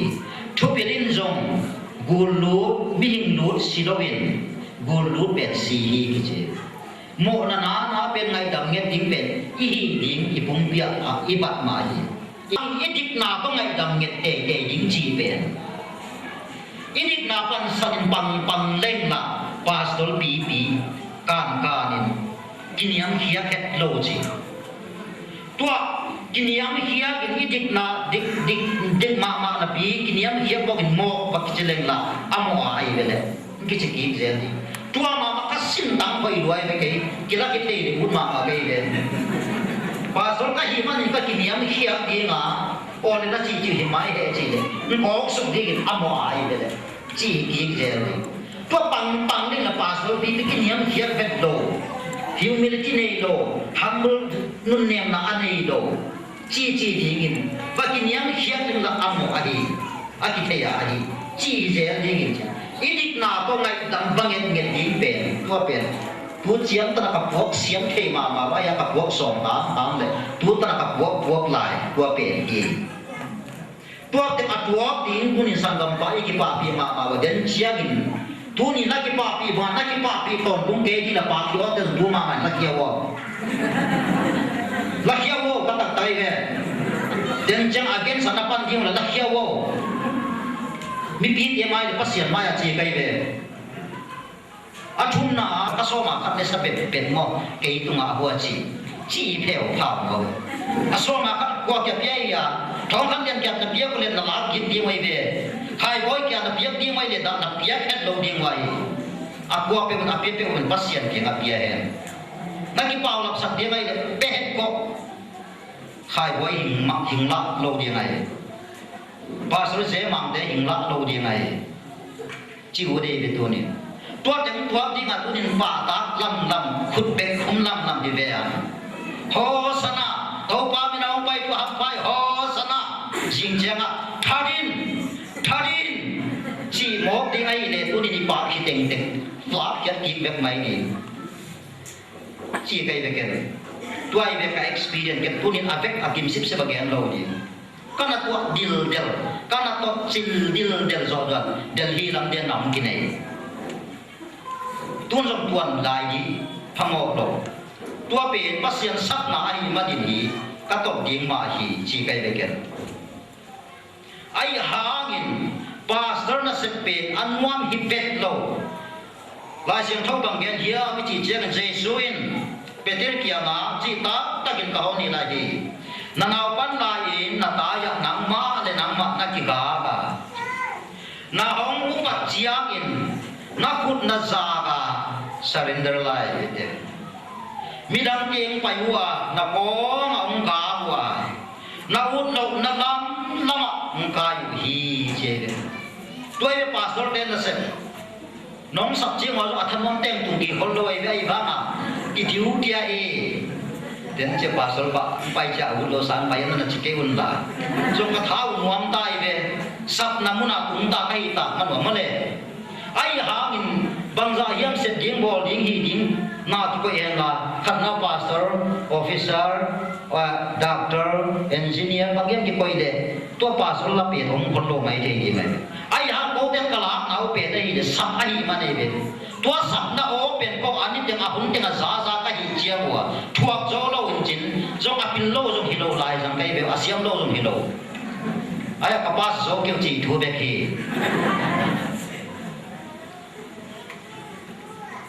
ki phat lo na to ke kum sa ki pol som ek sam sam kai ve ki ada ke ek ki sap te ka fail mi ada ke ek sap le pass ka puten na chapara ba hi mi chi su mo bon chen mi di ni exam jam bol na ada pass te lo to na dau pin bi phe ni chin chen e siam lo pi bang ni lo de se lung lo ta kum sa ki pol som exam lung lo ta ko kum sa ki na jong fail to a ki pa na pasien kya kana ke bi khep na pe ka tup sam lo ai cha ka tup pen tung na ko man thua ke lo de gin chu san pun mi te mu gam mai the ge cha ka tup tung nge ge de mo buai se buai ka mai the ge ai ba to kalam pi pen pasien nge sa ai cha sap na ka dang samai cha gin chin sum phamo lo pai ding cha pai sum mai kum thung kum li kum nga kum kadam muni ar da khat pe bek nga chi bang cha pasien sap cha chu ki ding hi mai isini lung teng ki ding hi mai mo ki om the non lo ki ngap non lo mi de pol som bang teng to certificate som ni teng bie certificate teng ton bu jong jong ke lot suk lel si le si man le man lai sing tho jing jang pai ka hi chi suk lel lot suk lel sim suk lel thei suk lel pai suk lel tua hi to ni saba yo mai ai sia ke nai mo le tua man in khai boy sangam ba khai boy so atwa ding na tam pi om hi tunin ilung dam pi na bangin ikipa pi na bangin atop tana isiam ki te isiam ku te tu chiang in zo pasien he pi na ko pastor te siam ku te asa ta tan isiam ta wa nam aki kheng nam te zo hi ta wa hallelujah to ba min thu pi hen siam pi biak dan le siam pi pa ta dan hi dan kol dan isiam ta wa ka lung dam hi ipa ki te pe kom nge ngi om ta he khai boyผู้ดิ้งปันปีดิ้งนะฮิมันจงกะลงดำฮีอาkhai boyไปคิดโอเสียงปีเตเสียงปูเตอาสักนะดิ้งตะจังคัดดิ้งฮีตาปันินฮาเลลูยานะตุงว่าลงดำทุกว่ากินโตปามินกับปะไดเดวิดอามาเบคิโลอีอลอจินนะทิโมธีจงอามาเบคิโลฮีอลอจินนะนบีโลยซีและนันูยิวนิซี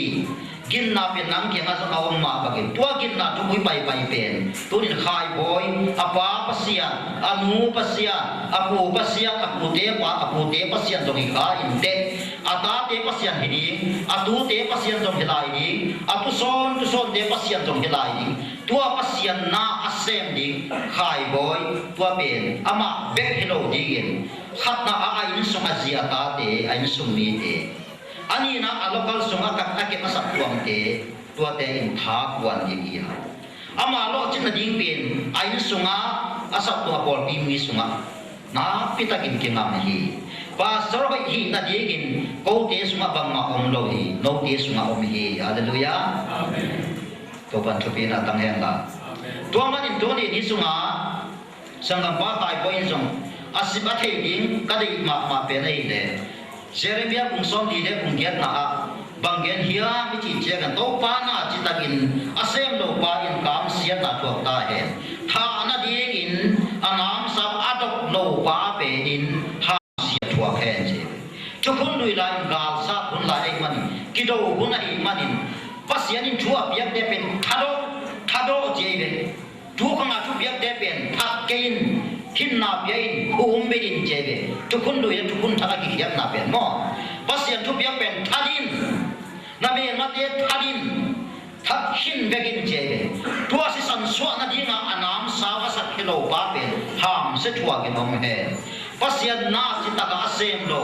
thanwam lo lungdoi pungpuma asem pa pe ham se thua ke nom he doni pasian sap na nga hi le I thangwam dia ngahi I lung lut dia ngahi I utlok na teng tinga pai di ki thei sa ai manin I kong pen min ga ta ai manin nang ga kilo ke ga kilo in chin aga tu mai manin poi mo sa ten ga ta ai manin amo poi mo sa na bang ba I thanok pi kal swan zo pi pe tua pen ki samai manin surrender life pen poi mo hi tu hi metropolitan city so ai thei ding in pen surrender life chi chiangin mun khat pai dingin ipai na dingitun na dinga metro izak le iki surrender ngai hi yo ki surrender lo hi kabang khati ben chin hum chau ngok len bang ma koi lo na pin ba hum le te hum la ke te ke yoi be la ke na u ke ai le nang bo bu thei lo di lai metro ipai chianga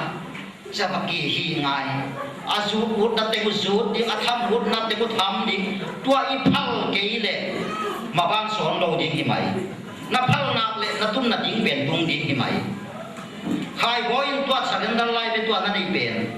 na khut na zak ta a na phal ding ai a khi ten au na te ma zut phot ding ai atham ding ai tua na phal ulai tua na phal ke le na tun na ding mar bia na gal mo utam na gal mo koi ting mo metro pen chuan thei lo ding ai tua hi kwa tun nang le nang ki ga pinon do na nu na pa ong it ma ma inong ga pinon do na ji na it ma ma jong ga pinon do mi da kinang ga ka tuang sang u ten ga ka hi manin amang poi wa sak na nam lamang kai le le di ai manin tua pen thada pung pung pai ding inon do sap na ma tang te ta pa ni thangwam digin sem hat digin chitak digin amo hi na bang bang kal swan zo digin tunin sangam ba khai boy zong ami pi te tung to din to pan tho pa pia in asem zo digin thahat na ne I chiwa he to man in tunin ul na te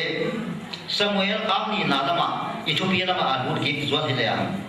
to sunga Samuel lai ka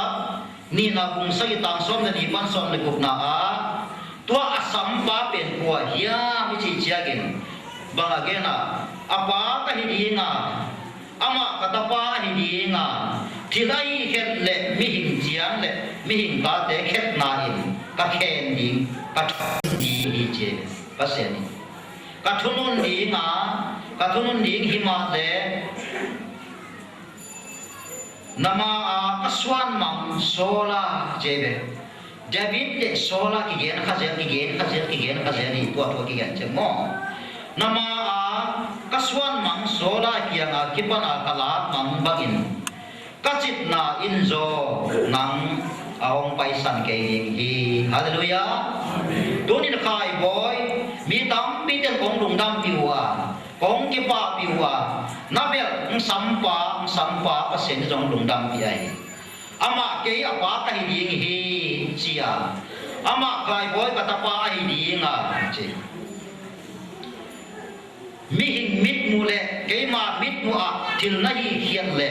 mi hing khet na chia kin kong khen dinga kong thunun ding hi tua chiang dan hoi ma hi ai hang hi ma le banga chia ahoi ma thi thu pe ama dinga kana ki kin kol na hi namaya sola kumpi sola ama kalak mang kait na kahe pi na akipana kana koi mang kanalak mang bakin dang ben kong la ke inga apa ka hidinga nang katapa na hiding hi chi tua thumal pe tu ni sangam ba ai boin ngain tangin nun ta pin asap to apol pi akep te laga hoi pi phat pi le chi wa he to pan thu pa pi han donin siam pu te asap ta I thei u pen akisam mai ipoi mo china thamwan thei ding salama ape zo ke zo in sumle pa akwa kwan zo ke zo in ai thei kham wa chang ta ama lamet na ini ton tung ding pen de wai ka sai pastor pan bang hi thei ken te chi pong zo tunin tunga pa asam pa imu neu na ai chi thei le de wai ka sai pi te ham happy ni siam pi pa ham happy ni lungdam pi ni enjong nun ta pi ni chi ตัวเปลี่ยนกระเกณฑ์มุสงที่กติกิเลวเดี๋ยวไอ้ตัวมันอินตัวนี้สังกัมปะไข่บอยอินสงตัวไปซาทูเตนันตาปีทูเตไอ้เกลนี่ทั้งนั้นหินภาษาดันเตโพลินกันเอาปันลายนาวปังป้ามันกระปาวานาวปังเทียนกะเทียนาวปังหินกะหีไอ้ยังกองอุปัจจามินตัวนาวปังถิ่นใจดิสเต็งเต็งเป็นกะเฮมเขมังอ่ะปีจินมันเอาเองตัวปีจิงตะเก็นกองเซมดีpastor na hi masanga na setto pastor na hi zo na set jong bang tan hiam ki lam dan na a om the ding be lamet wai ka sa a to ma din hi mi pi te lamet na du bol na de mi pi te lamet na tu na ba ma a ba wai zo ding a kem zo ding to din sang ba kai boy timothy hin kwa tung ton panin david lo chen na tung ton panin david kamal te tung ton panin to ni sang ba kai boy in zong asep na ministry a pastoral ministry a apat tuam pia ahin pia anun ta pi digen toban chopam biak sak la ka sia he ke jang tan igen dinga pi pi te jing kiam bok ta ding ai manin tang ta bok ta ding ai manin gen gen len ngom ngom jing hin ai hatin kun dak cha kun ki pe hok ong ki pia kha lo ding kala manin ke jang tan in ka top dinga so sipeli nang lak sak mayun la ka pe ei pau ki lo english pau in lak sakun la so lai da ei pau ma hi be be aza angai kia de to din adiagin sangam ba kai boy de ain sum mi tein kal khat kal ki kim de na ki bang dunggel ki banga abiak apa pasien na sema adiagin ama pen kai boy pen siam pi na sem na ordination na ahi na to aza ta pia anun ta pia mule pa de ji de ta ten song aket rupi ding aket rupi zo ding en to pan chopa beta hen lung da be to pan itan cha de to pan ya henและตบจิมตะกินะขเสียงถูกสะท้ามิลนาโตหานบางนาทับยันนามในปาสโตรมังเตตุงนักพิทักษ์ลงนามีโตปันทุพังเดียสัมตาเอตุยนาอิโอนตบลำจงมันออกเด็กตายยาคันเลนีในลายาลุงดังกงนาปอดปีลำปันเลอินเตปลำปันตัวหุ่นในลายมันอาบาสเปนเป็นนะลุงดังกงนา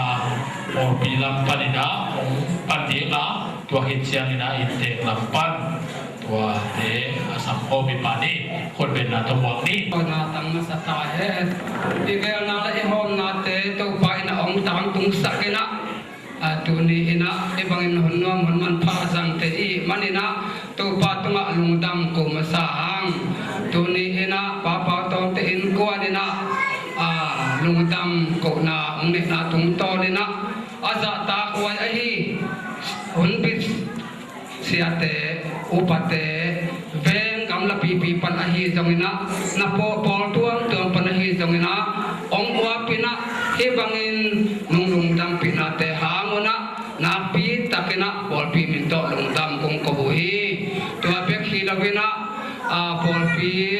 ong bu ahi nu ma ma in jong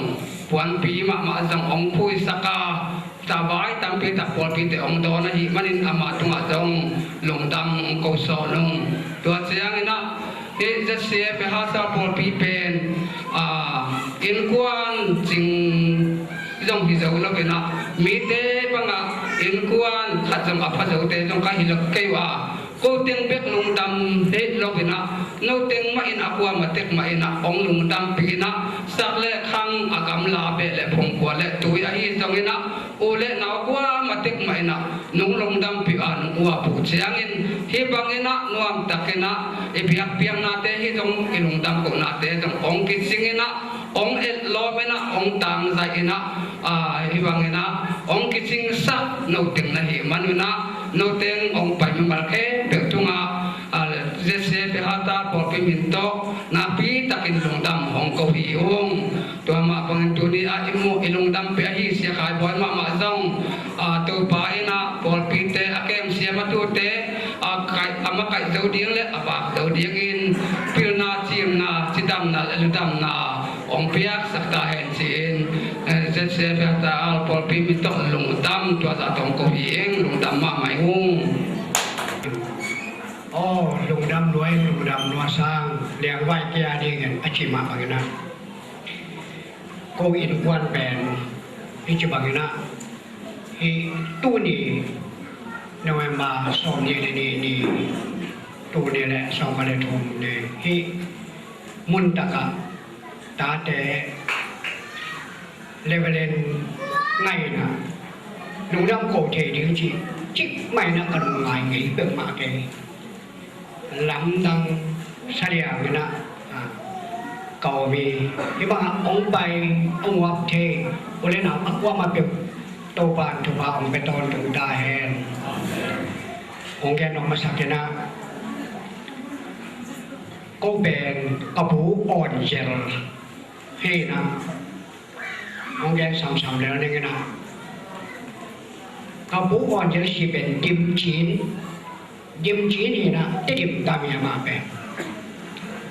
ตัวนี้นะมันตาสมเนี่ยนะภาษาลีปูอ่อนข้าวเหนียวปูดำชวนโอ้กันสาวอันเดียนละมุบอลนี่นะนี่คุบตัวปลาเจดอนในทั่วนี้นะอันตัวลูกเอามาเอาปลาขัดเป็นตัวละอุณหภูมิแล้วก็เอาปลาเป็นจิ้นตัวนี้นะตัวน้อยอะกระปูเป็นทางขั้นไหนเนี่ยนะ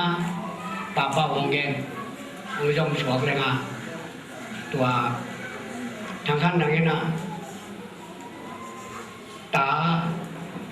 งานั่นเองเอาเป็นเดี๋ยวจะกินตัวป่าปูเกาทางละแกนป่าที่นี่ตัวนี้นะผู้ทางขั้นนั้นตาอุปเปน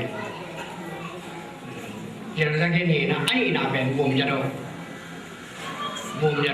นี่นะอธมนาเป็นตัวจะกินอันนี้นะเป็นไงจะมาเนี่ยนะตีมาตัวฟ้าวนี่นะงานาเป็นส่วนข้อป่าตัวจะบังเราอยู่เดียวนะตัวจึงบังในนะอันนั้นจึงกระแกนนอนนี่นะไว้คลายเลยนะไงนะตัวมาส่วนในขาตึงละกระป๋าอินเกตาวเลยนะโดยเฉพาะนะตาวัวกันเลยนะละกันขัดเบกที่เฉพาะนะเพียงเด็กกระเจี๊ยบเราเฮนะไอ้ยาเงี้ยนะเก่งเป็นเปอร์เซียนล้ำบีเบในส่วนนี้นะเปอร์เซียนโตเก็บบอลหนุนด้านหน้าเป็นก็ได้ว่าเก็บปันเด็กอินะดูเจ้ากันสาวอย่างอ่ะก็อินกวนนี่นะอินกวนที่เขาเอาบอลมาสับเป็นนิ้วบอลเซลตบเจลบอลเจลตอดตรงเทมาเราอินกวนของเราตัวที่เขาเห็นนะองลิงเล็กนะเปอร์เซียนล้ำมานักปีแต่เนะกระดุมบุรีนะเกี่ยวกับองค์หลวงปู่ปีว่าเป็นองค์คนเราเองก็เช่นเจ้าหลวงปู่คนเราเองตุ้ยบุกของบ้านหวานเสนอแก่ของบ้านเขาเป็นแบบนี้หวานเสนอตัวว่าไงนะอ้อมนะตัวจังละครับอาจารย์บ้านเราเรียนกรรมไม่นะลายช่างทองช้างไก่นะตัวยาลายช่างทองช้างปีที่เชี่ยวชาญเชียงนะที่จะบังไม่นะช่วยนักเชี่ยวนะตัวช่วยเสียเท็กซัสนะตัวเป็นอนามังเช่นนะเกากับลายช่างทองช้างไก่เนี่ยบังคับนิ้วจีนะเอามาไปเสียกันนะเอามาหยองกาแล้วเนี่ยไอ้หนัวว่าว่าจะเป่าร้านที่นี่นะเด็กจังหลับจังเบกเสียจอยจีขัดด่านะตัวบางอย่างนะอันนี้เอาเก่าเชียงอย่างนะนักปีแต่อย่างนะเอาว่าเราหลายเชียงโดสังกะมาไล่อยู่ฮักซาเกี่ยวสมเด็จไปฮักซาสมาฮักซาตัวเหี้ยวลุงขมวยมาตัวเนี่ยนะอ้อมเนี่ยนะตัวอามาอย่างบีเจที่องค์ยงตัวคนนะอันนี้นะข้าเจนภาษาเนี่ยข้าเจนยงเชียงเนี่ยนะตัวเดียวกันกับแบบอโมชิเนี่ยอาเช่นลำขนูเจน ดูนะเด็กเชียมาแข่งเลยเอาคาเฟ่ไม่นับตัวน้อยโดยเฉพาะกันเอามา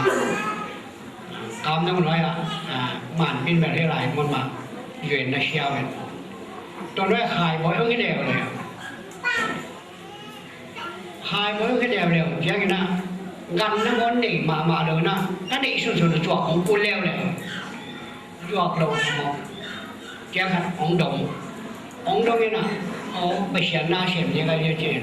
แต่ตาเต้สอริตัวทุบว่าแกนเองกันแต่สุนทรวินะมันลานเทนดีนั่นสัตว์แกเป็นเยซูน้องดินกิ่งดินเฮจีจังเกี่ยมันตัวหนุ่มสลัวไกเวลาเสียเยบังมาในเฮลโลวัดตั้งมิลเวลาเอาองเอ็นะมีแกมาสุ่มเลยโตแล้วเนาะข้างหลังน้ำมันข้างหลังโลน้ำมันอย่างไรนะนับปีมาไหมนะดงอภูช่องตุ่มละช่วงนั้นละค่ะลุยดงช่วยมาจากแกบังเด่นแกตัวบังนะอนุตาค่ะ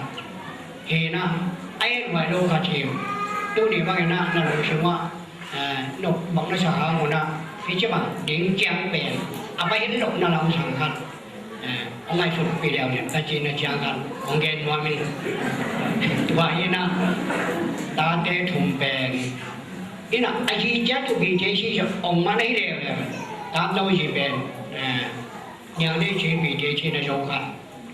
ก็ได้มาแค่ภาษาเป็นทางเราเนี่ยบีเจชีโยกันมาในเร็วเลยแล้วใครบ่อยย่องตัวจังตรงด้วยนะเอ็มดีจังเช่นไหนของไก่นะอย่าเจียมเลยเปียกบ่อยนะส่งมาเท่าไหร่นะมาข้าชุมเปรูข้าอาเบยเจียงอาเบยเปียละหินป่าไปเจียงส่งข้าคนเจริญป้าเขาขายนี่เปียละหินป่าเจียงเห็นมันหนักกันเลยมั้งตัวบางด่านเนี่ยนะอากินตราเนี่ยมั้งตัวเองนะตัวบางด่านเนี่ยนะองค์สิวเดียวตัวนะขายบ่อยกี่จังบีเทที่สำคัญมากเลยเลยตัวนี้กันตาเต้เป็นแก่ตักเชียงนะบุกเป็นหลายช่างโทอายุขินเฮนะเกี่ยงตัวช่างอายุเป็นเกี่ยวกับไงส่วนนี้มากำกับข้าวที่ระหว่างแล้วมั้งตัวบางด่านนี่นะที่ช่างเป็นตุลาดีเป็นบางทีเดียอากูถึงเกณฑ์มาในเตียงลำเตียงเบสจงชีบังมาเอาไหมนะที่บางใหม่นะลงคำไหวนะก็ส่งของขอบคุณปีเต็มไปนะน้าพี่ตะเกนะเนียงจะได้ได้ลงเรื่องของบอสกันนะน้าทักษะหล่นมาจากเชียงกินถุงตัวนะที่เชียงบ้านนะที่น่าเชื่อนะเจ็บเป็นไม่ใช่น่าเชื่อเจ็บเป็นอากินออกกินนะครับจากฉลองไปนะหัวตัวเป็นน่าจะกินเดียวกันแค่นี้นะครับที่จากฉลองไปน้องไปจากเชียงนะอาเชียงนั่นจากเชียงนะขอบคุณปีนะอามาเป็นอาสมานันนายนะตุยปีต้องกับไปเล่จินอมเล่จินนะชีดำดีนะเจียวนะอาสมานันนาเป็นตุยปีต้องกับไปแกนลงที่อารมณ์พม่ามาอาสมามานิสาลักขารเอวของหลวงเนี่ยเราเพนะอาชีพงาก็อยู่เสียนะตุยปีต้องกับไปตุยหูต่อนาวจะลงชีนะอารมณ์เราตุยชงเก็บไปดังนั้นตัวบางเนี่ยนะตัวจะใกล้ตัวยังไงนะอินปีบ้านะเชียร์เดียวนั่งเป็นน้ำมุดามาไหมนะอินมุนนับเป็นความลงเอ็นะเชียร์เดียวนั่งนะผู้มาก็บ้านในเล็กกาละไอ้นูใครสักแหนะจีตัวขัดในแล้วตัวเจ้าบ้านนะของไปโตแล้วนะปัจจัยนะเชื่อมจะจิตเดที่จะเชื่อภาษาเจียงยิ่งชีเดียกองหัวตัวจักมัดมองแต่บางแต่กองแล้วตักเสียงนะตู้นี้แหละส่องกันเลยทุ่งคุ้มยิ่งเสียงบาข้าวบอเลยนะหายไว้เป็นตู้นี้เลยส่องกันเลยครับดอกทาเชลเล่เนี่ยนะยื่นปลายตาดีอ่ะทวงเงินสั่งเลยนะยื่นปลายตาให้นะตัวจักอมจีนี่ตัวแช่ตู้นี้ส่องกันเลยทุ่งคุ้มตักเสียงนะบางจะได้เนี่ยมาอามาอย่างหมอนาชาวนาเนี่ยเราปีนะดอกทานเช่นนี้สีนะคลายบ่อยเป็น มัวนาในลงนะพี่คอเล่นจะมองใครดับเย็นตัวหลายเป็นว่าเทียมที่เทลองค์ชิมเทียนดับเทียงนะตัวเป็นว่าอาเทียมจีนะก็เป็นเสด็จเบาปะคูนี่นะตัวเป็นอามันลงเทลอามันลงเทลดับเทียงนะอามันลงเก็บเราด่างอาจารย์อ้อมเนี่ยนะเดี๋ยวว่าลงเก็บเราดับเทียงนะที่เป็นเอาไปเห็นเราทัวได้จ้ะนะมีกินออกหินน้อยดักยังไงนะจีนะก็เป็นของกินออกหินเด่นจีไม่นี่นะของกินออกหินเขียนของกินออกหินเขียนไอ้ปัจเจียเนี่ยนะองค์ลำเราว่าองค์ปีเสจีเจ้านะปัจเจียเนี่ยนะของกินออกหินยังไงนะพระหูเบาเจ้าหูกันนะไอ้เถิดเด่นที่ละไอ้บังคับมุขดาบอกเยี่ยมเชี่ยพาตาของยอมมีนะผมคอมแหละเก็บบอลคอมแหละถูแงนคอมแหละไล่เชียงโถบางอย่างนะไล่เชียงโถอะไรอย่างนะกระดมคันแหละตัวดอกเคยจะได้ยังจีจักอย่างนะตัวตะขับตัวนี้แหละสองคันเลยถุงกุ้มเฟวารีข้าบริณะกิสายนะมาดขายนะที่ตะขับเบียกินเองตัวบ้านกำลังขัดหมันไกลเว้ยกำลังก็ไปเด็กมัวจามเกี่ยมสุขีใหญ่อันเงินมาขัดวัดก็ช่วยสุดๆเลยจางลายบอลลูนตัวบ้านอันเงินเดือนวันขัดชงอ่ะ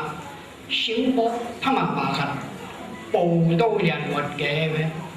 ตัวชิงเป็นอภพพัฒน์เป็นกี่เงินใช่เลยอันไว้ไปนะไอ้เจ็ดตกดักเชียงนะ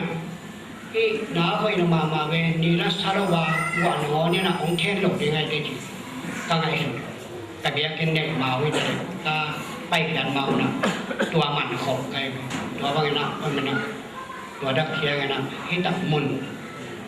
ประชาเนี่ยเป็นนาตัวถูกก็เงี้ยตัวเลยประชาให้ตักองเปียไอ้นะให้ตักองเปียเชียงไงนะให้ตักแบบพื้นนาตัวยังไงนะประชาเนี่ยเป็นนาตัวเบียกินที่ก็อันหนึ่งเบียงนั่นเองได้ราคาหอยหอยแพงที่เขามาตัวเองนะตะกาเด็กชายนะองค์ที่สุดเด็กจีนี่ยิ่งเด็กแอบพาจารย์นี่ตะกาโตปามาจีนะถูแง่นะเกี่ยว่าขยันขับว่าบังคับได้นะยิ่งทางนายงานเล่นงานเบียกินของเด่นไอ้วันยังไปเชียร์เนี่ยนะเขาบุญขวายขนมสักยามกี่ขนาดก็ไงสุดขยันละตัวบางอย่างให้ตัดลุงดำโกเทอีกก็หินนานแง่หนุ่มนาเฟฟอรีค่ะมาดขาที่ปัญญาหิตักเนี่ยตุนขับหัวนะก็บังที่ยามที่เนี่ยอีปอปีเจนะคงมันมากที่สุดไหมนะด่านนั้นมันชิบุยมากที่สุดไหมนะตัวเจ้าอยู่นะนู่นปากจะแจ้งเดียวเล่นทานมากที่สามเชยนะไปตาผมเป็นมาเนาะเอ็นะตัวบางอย่างนะปีแต่กันนะอาจารย์เคยไกลนะเดียวเราไปเชียร์เนี่ยน้องมัวนะตัวเจ้าที่ตะกันยองตัวผู้เลี้ยงกับผู้เลี้ยงกินแก่เลี้ยงนั่งที่เป็นซ้ำเจเลยนะยิงสารมันเราน้องในตามลำบากที่เฉยเลยเกมันจะเดี๋ยวหนึ่งมองเฉยๆนะครับองเจเลยนะตัวเจ้าบางก่อกานะไปเชียร์เนี่ยนะอันนั้นดังตะกันนะทุกภาคองเปียนะกระทุ่งเงินหนาเมาตกกี่จุยนะตุยนะเขาหมวยแล้วเขามันเห็นหรอกกันไอ้ไม่ง่ายนะบางแค่มันหลบไหลตักไปนาชีรันนะจ๊ะมันน่ะออดิชั่นของนักทิกเย็นๆแปลนักปีตักไปนะเกี่ยวกับอารมณ์ดำที่เราไปนะประชาชนเบียเที่ยองไปคนเล่นเอาเด็กเข้มตัวอย่างของหลวงดำที่ได้มันนะองหลวงดำเบียองไปเด็กเข้มตัวอย่างดูเลยอันตอนตรงวันตอนตรงเราเนี่ยนะประชาเนี่ยนะทุกภาคเบียนัตตาเนี่ยนะตัวเดียวอย่างที่บางอย่างนะมีองว่าเทคสัตว์นี่นะทุกภาคไปตอนตรงตายแอนที่บางอย่างนะองว่าองไปเด็กเข้มตัวอย่างประชาเนี่ยทุกภาคองเบียผมก็ตั้งตัวนักโตของคำเดียในการยงแต่มาเนี่ยนะให้ที่ใจนะที่จะบาปสองพวกนี้นะอย่าอันเป็นมาอันนี้เราหวังจะสักเหล่าเดียงของจะสั่นเหล่าเดียงมั่ง cho bao nhiêu nông này sắp đến tan điều lệ nó bay nó điều nó tuần nó bay nào với nhau đâu ba khai sáng rồi con bị đi ông bị đi na đâu bàn chụp ông bị ta hè kinh tế sung bay na sáu bí kiện như là thì thế rồi tổng đó này thế rồi đó công nghệ nó tiền rong là đâu khẩm mà tại đây dạng như na lùng đâm mà mày na đâu ba na ông phải kem ông phải đó ông phải đúng luôn thế là họ đâu bàn chụp ông kia sạch đoàn chẳng thì sẵn đi lùng đâm nghe tộp lắm này đẹp ta đi tộp chẳng người ta in tệp lắm tên là lùng đâm khẩu là đi ta khăn của bộ lùi na kan sáu ra nga ka be teo ka sangam pa khatomina aman mi tha chiang zelina a kho bi te na tha không na mok chiang mok bằng khong mẹ sắc bông mok ni mẹ đi mua quan chỗ này mẹ lim theo mà lim kế béo đem bel thì khang en an nè khi được chắc ít kia ya cái quay đơn giản alim dia alim kei dia bel thei khang ina ine kitcha ikhia ya ding ki bolina to ben eki itop chang ina khang no te na ong bo ding wa sia te le upaso de le zomi makai ten ya biakin sunga atunga de sang miang in do na mau do tom sak ke niang ina to lo wadang te por bi khang lo han chat te makai na to neng na ong di hi chi quá mà biểu chia rồi na event pi này để kiếm tiếng tua kisa sakangin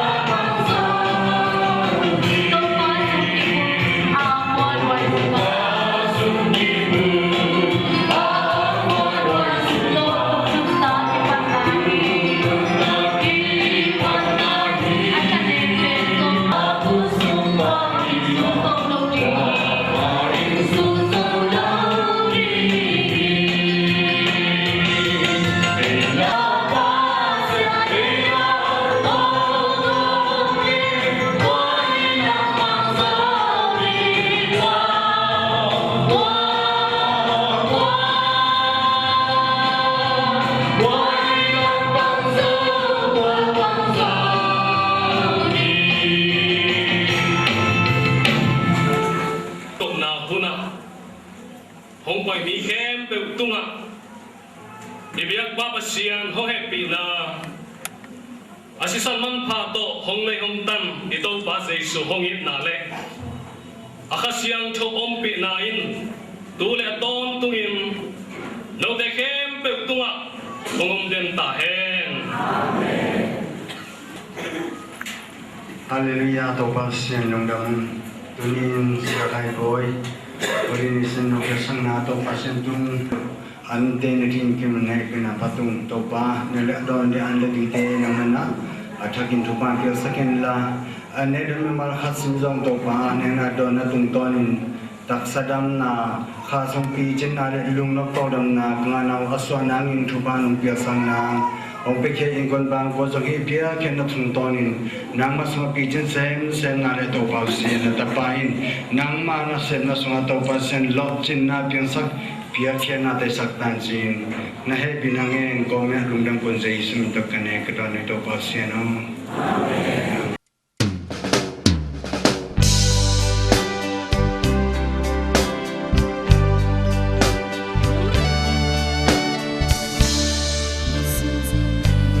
subscribe cho kênh Ghiền Mì Gõ để không bỏ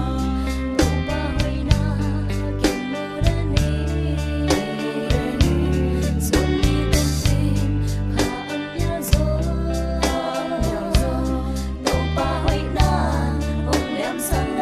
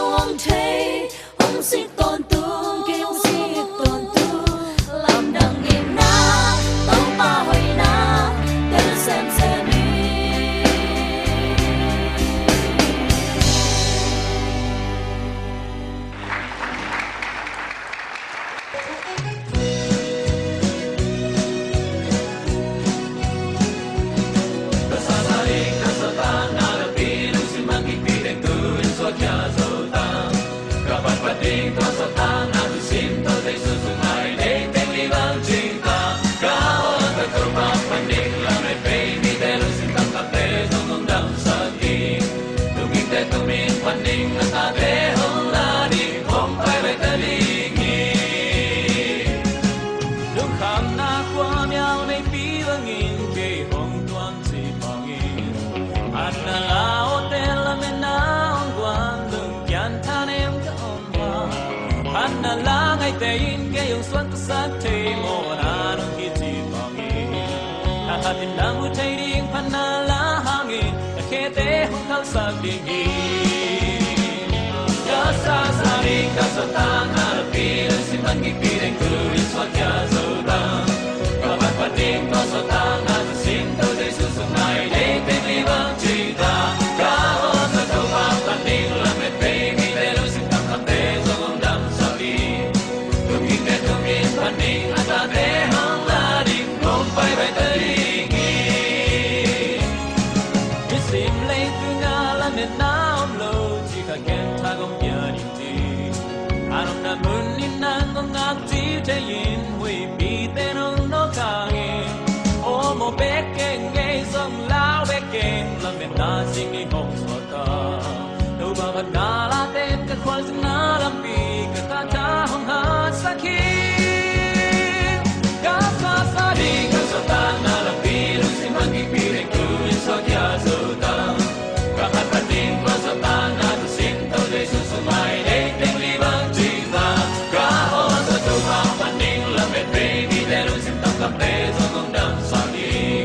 tu mi te tu mi pa ding la ta te hong la ding hong pai ve ta ding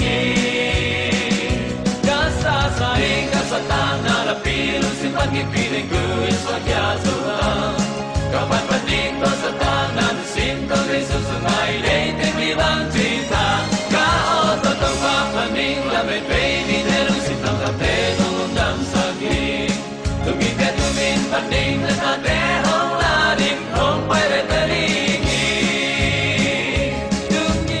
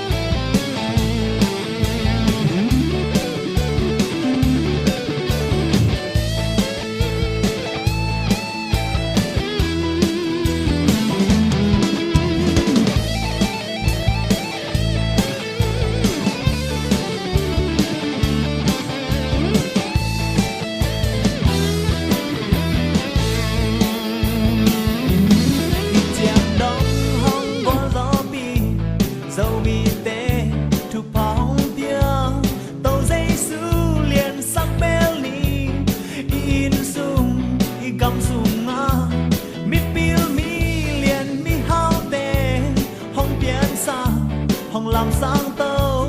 tâu Giêsu ít na gen ni lấy mong khát bắn mong khát đong thùng phàm na min nam hi hang sen đây chi vang tên hi hang liên bên tâu ba in nay man min nam lian đây hi dâu qua dâu bé lệ a hai bên tâu Giêsu sung âm